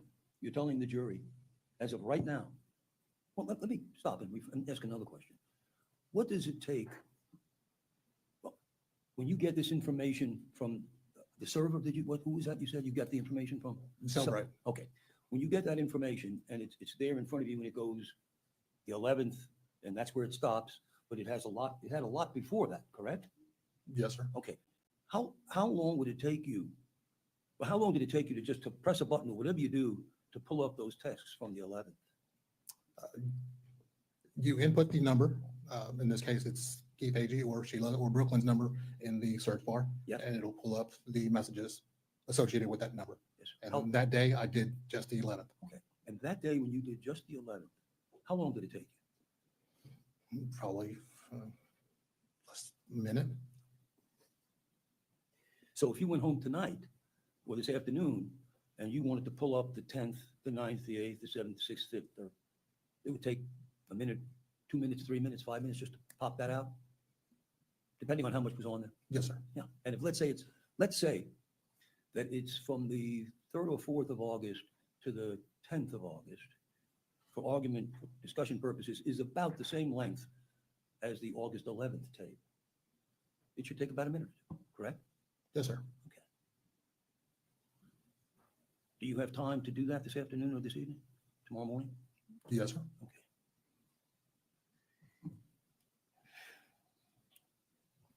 Because I have a whole bunch of questions to ask you.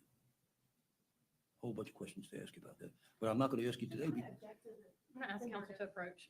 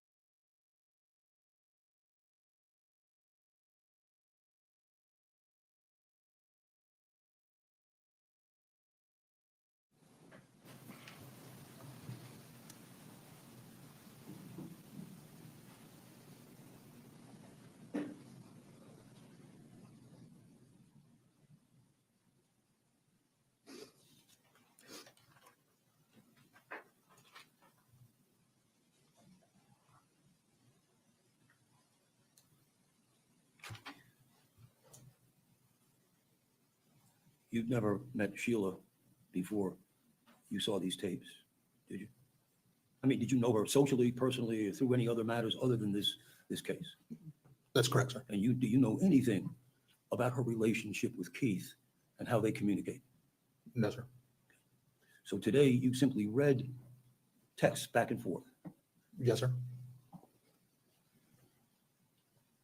I have no further questions. Can you read written statement? I think he needs to remain available, correct? So you remain under subpoena and just instruct you not to discuss your testimony. Yes, ma'am. Thank you.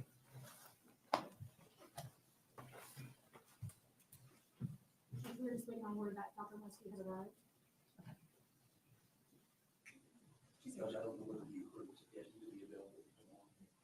No, I just said he remains under subpoena and to remain available, not to discuss his testimony. So we have the medical examiner in the building? Okay. There's a statement called Dr. Leslie.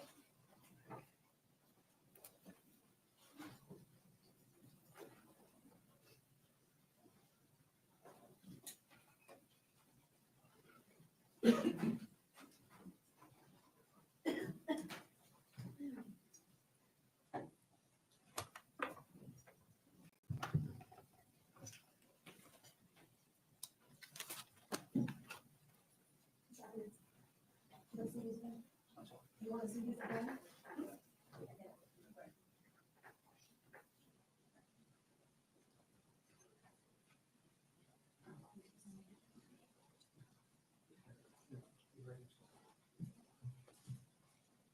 You swear from the testimony you're about to give is the truth, full truth, nothing but the truth. I do.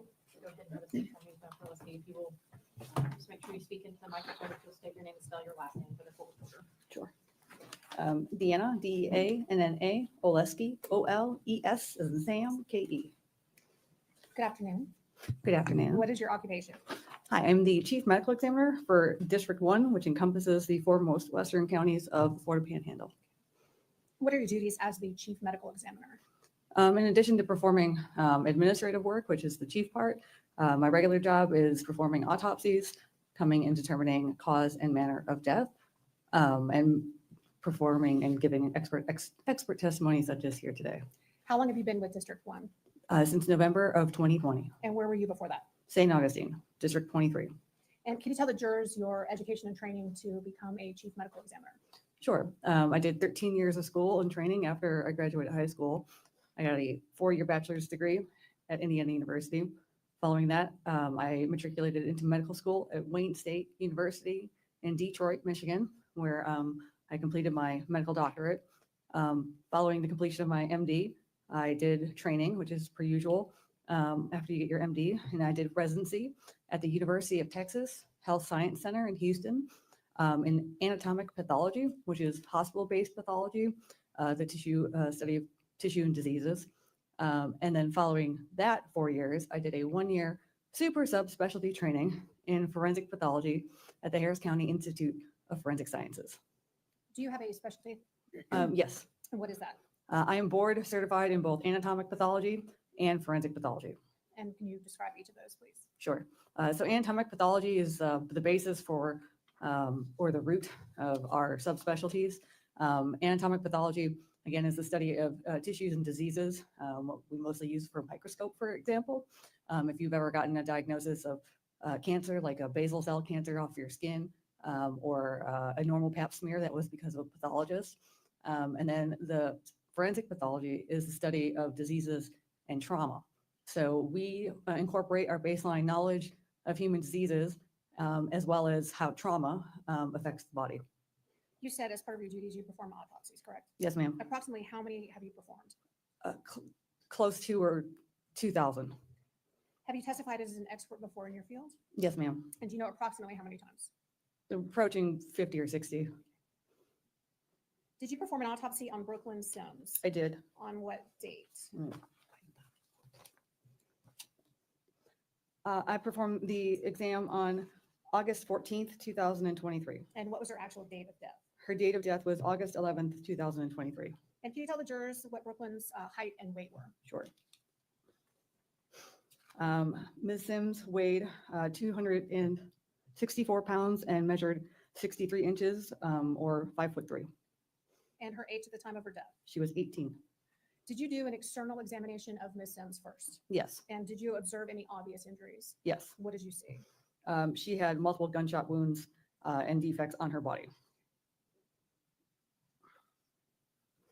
Were photos taken during the course of your autopsy? Yes. And would they help illustrate or assist your testimony today? Yes. Would they help explain the type of injuries and the locations that you saw? Yes. I think in that folder underneath you should have States Exhibits 93 through 102. If you'll just take a look at those and see if you recognize them.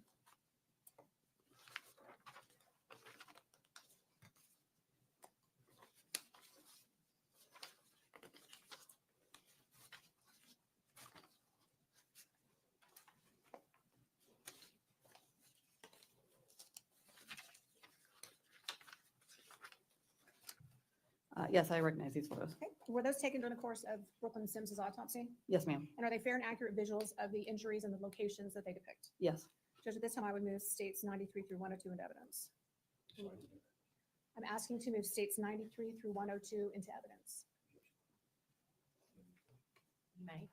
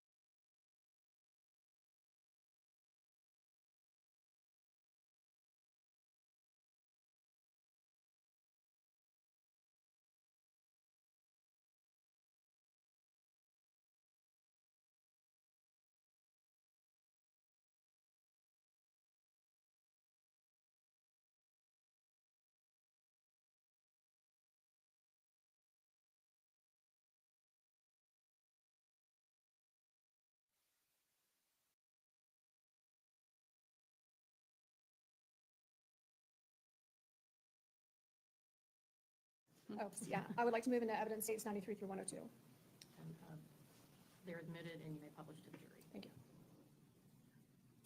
Dr. Lesky, I'm showing you States Exhibit 93. Can you please describe for the jurors what this photo shows? This 93 shows a photo of Miss Sims' face in the top of her forehead with a graze wound that goes into her hairline. States 94. This is a photo of Miss Sims' face, upper arms, and upper chest that shows numerous gunshot wound defects that are on her right side of her face, upper chest, and left arm.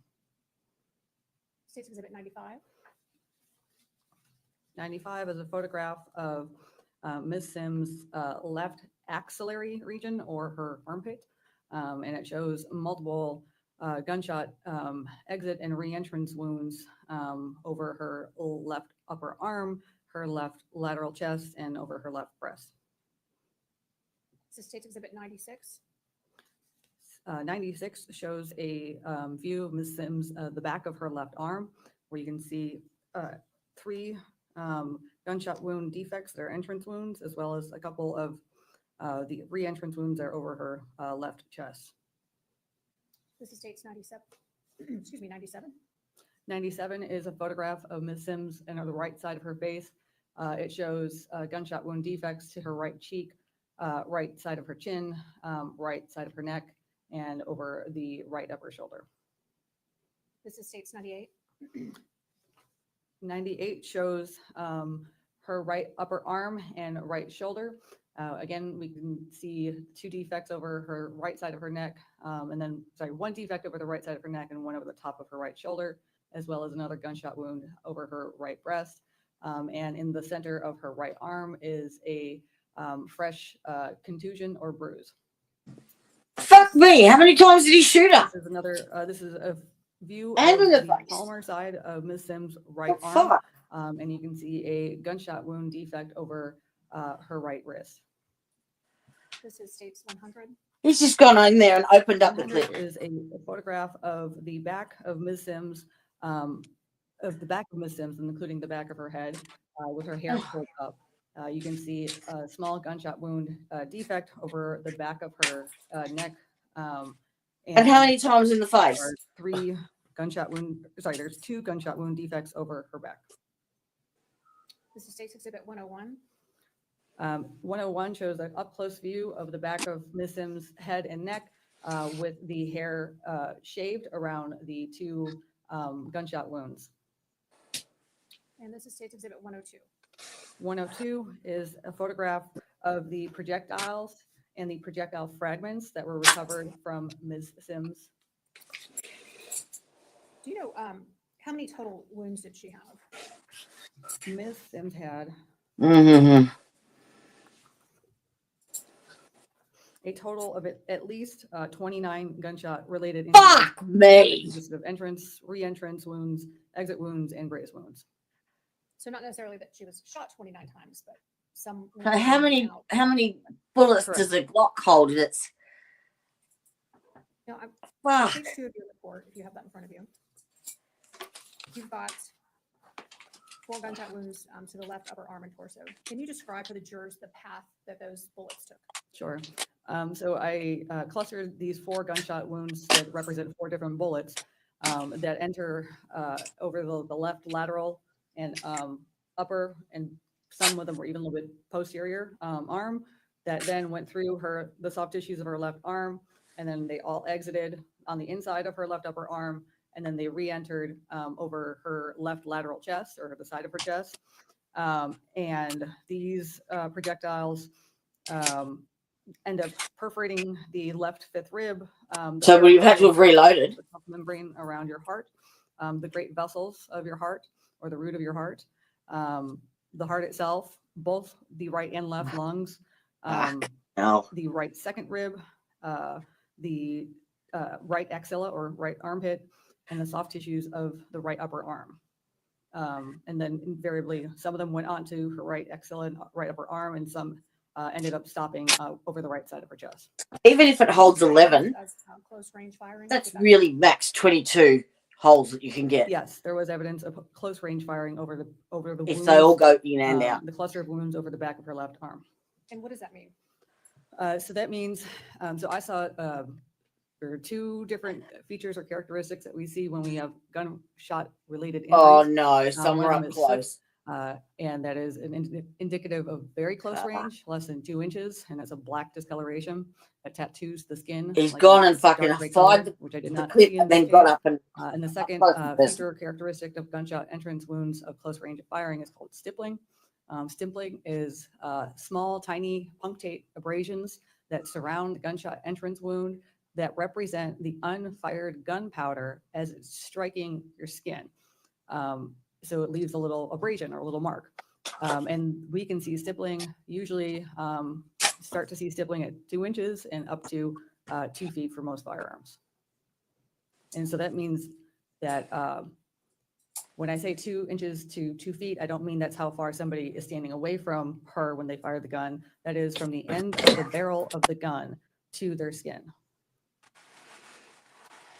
The gunshot wounds on the left side of her neck, can you tell the jurors the path that those took? So over the left side of the neck, there was one gunshot wound that ended up perforating the skin and soft tissues of the left back of the neck. It coursed between the base of the skull and what your head sits on, the first cervical vertebra. It transects the cervical spinal cord in this area, and then perforates and fractures the right side of her facial bones, including her maxilla and her mandible. And perforates the skin and soft tissues over the right side of the face. So he blew her fucking right side of her face off. So over the right side, it was the right posterior side, so the right back of her neck. This wound entered the right back of her neck and then just almost immediately exited over her anterior right side of her neck. So this only went through soft tissues and did not hit any vital vasculature or. Well, it didn't need to. The one before it fucked her already. Victim's cause of death Her cause of death is multiple gunshot wounds. and the manner of her death? Homicide. Thank you, those are all my questions. No, it was an accident. Come on. Where did you get that from? It was only 29 gunshot entry wounds and exit wounds. Like, surely the minimum should be 30. Good afternoon. Good afternoon, sir. Your credentials are extremely impressive in school and experience, and you articulated everything you had to. Oh, don't butter her up. Most, She ain't going to change it. If you didn't have the photograph, Sustained.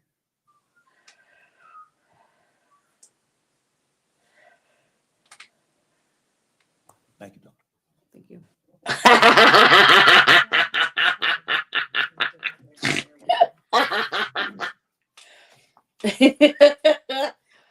Well, at least he heeded his warning. Yeah,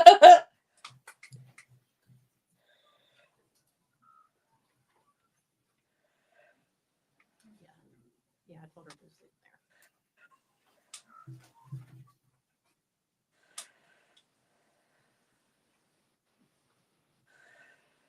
Can you cover all the state's exhibits submitted in evidence?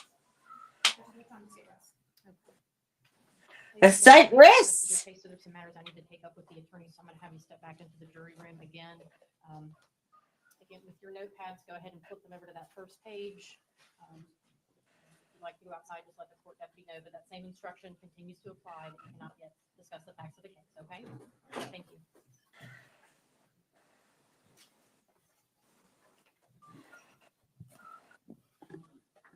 I think they just nut out some the jury instructions and shit this afternoon after this, because tomorrow they start. They've got 3 more witnesses. The defense starts their case, and the son speaks, and she gets up on the Something I stand did as want to well. address briefly, Mr. Ackerman, I had made a ruling about the photographs. You may not have agreed with it, and I understand, but you intentionally got up there at the podium and asked the medical examiner those questions about the photographs that I had previously ruled on, and that's not appropriate to do. I'm going to ask you that you not do that moving forward. Oh. If I make a ruling about an exhibit coming in, whether you agree or disagree, that's fine, but you cannot then go ask questions in, complete disregard for my ruling. Yeah. saw was allowing you to get elections. And I understand that perfectly, and my questions have nothing to do with going around the rules. My question has to do with the way I am developing my defense. I have a strong defense. I have a client who's not guilty, and I am trying to show the jury, in closing arguments, etc., where the state's case failed, where they haven't made the burden of proof, and how they've been manipulated, and how they've been. So my question. Which manipulated? Which bit?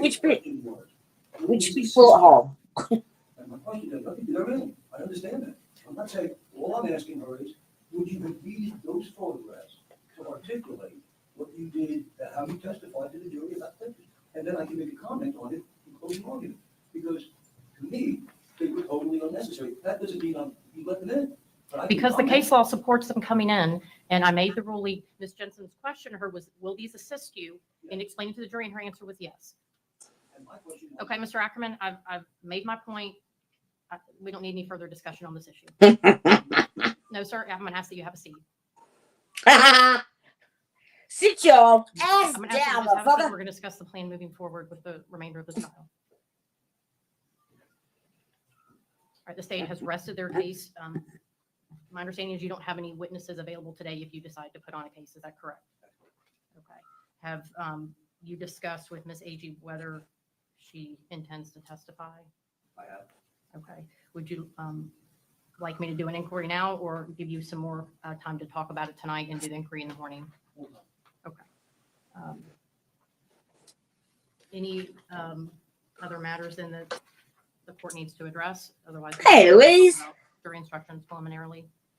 I just want to make sure that our Martinez is here. This is just the tail end of Okay. I don't Day know anything to do one. with that. I just let him know he remains under subpoena. You can certainly discuss that with Mr. Myers and Ms. Jensen. But I hope you understand, I know you asked him a question about could he do particular research. That doesn't mean he has to or is going to go do that research tonight. I assume you are aware of that. Hopefully we can work that out. Okay. All right. Anything else then from the defense? Can I wait until tomorrow to make my motion for judgment of the proof? I think let's move forward and address it now. The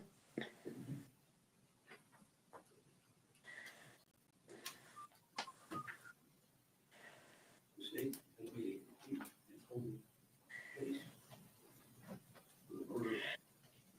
it's the what's it called? The All that happens today, Revenge Mum the only evidence that the state. murder trial or something like that. The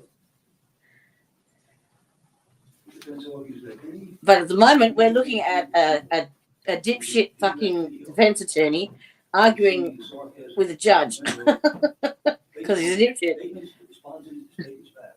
And C, what would have to, if they don't see, would have to have a reasonable doubt as to whether or not she had the intent that her son killed her. So she's been charged with first degree.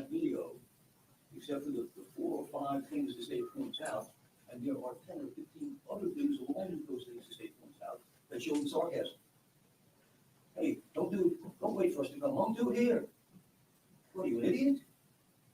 What are you gonna do this? Don't shoot at the car. You might hit me, son. You might hit your mother. You think about this. You're out there, you're gone. And she says it. You have mental issues. You have, and I can go on, I think. Yeah, she says that before she gives him the fucking address. Where the pictures that he shot. If you think about Fuck. what you said, it's in paper. Anyway, Matt, the fact that she erased her phone. Well, we don't know what in the world that was about. She may have erased it to save him. It's called consciousness of guilt. And everything else, if you don't kill the bitch, if you don't kill them, you're a bitch. Well, just before that, I'm not gonna help you get in trouble.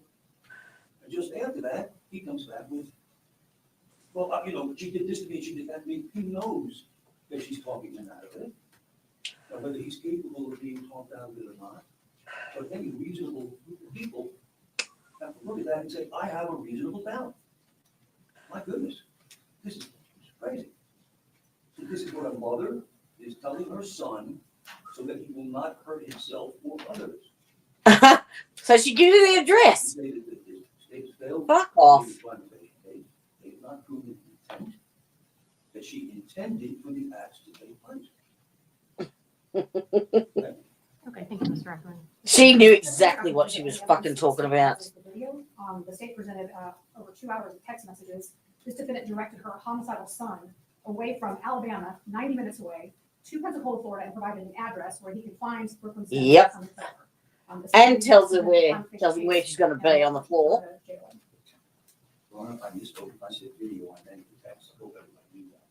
And the fact is, he was not 90 minutes away from Alabama. He was 90 minutes away from Pensacola, which furthers the point. You'll have time to drive here and think about it.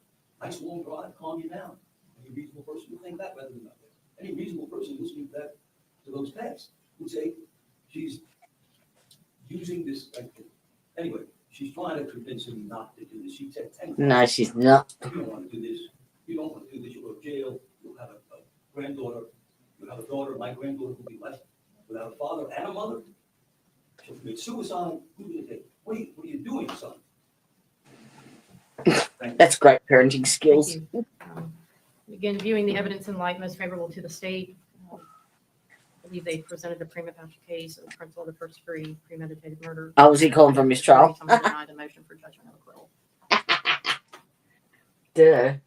Mr. Ackerman, just for planning purposes, in addition to obviously talking to your client tonight, do you know at this time how many other witnesses you might present tomorrow? I think there's Three. 3, yeah.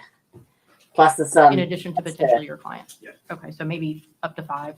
Okay. Her son Jack, her mother Thelma, possibly Keith, and possibly Martinez.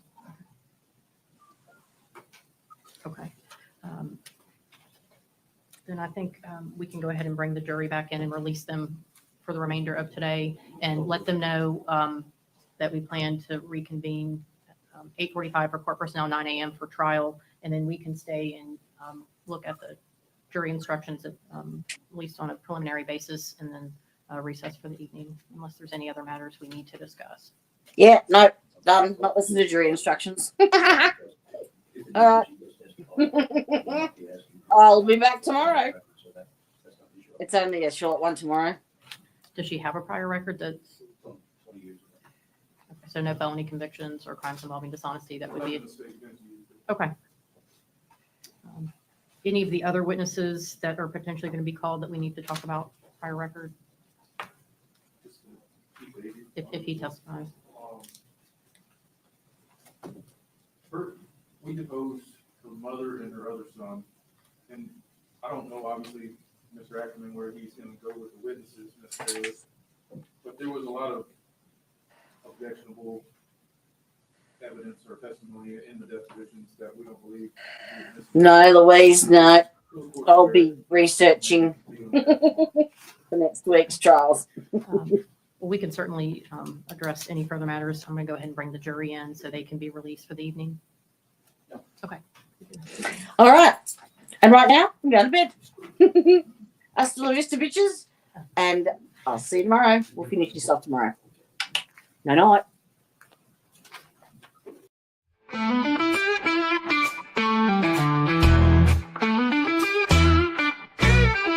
Hey there, thanks for stopping in. We hope you will join us again. We all look forward to next time. We get to talk about true crime. Clues. Justice served in an honest fight. True crime tales till the verdict's right. Solving more than just trivial quests, where sentences rule and the defense rests. Our true crime family is great. All types of topics we debate. Smash that like and ring that bell. Hit subscribe, you might as well.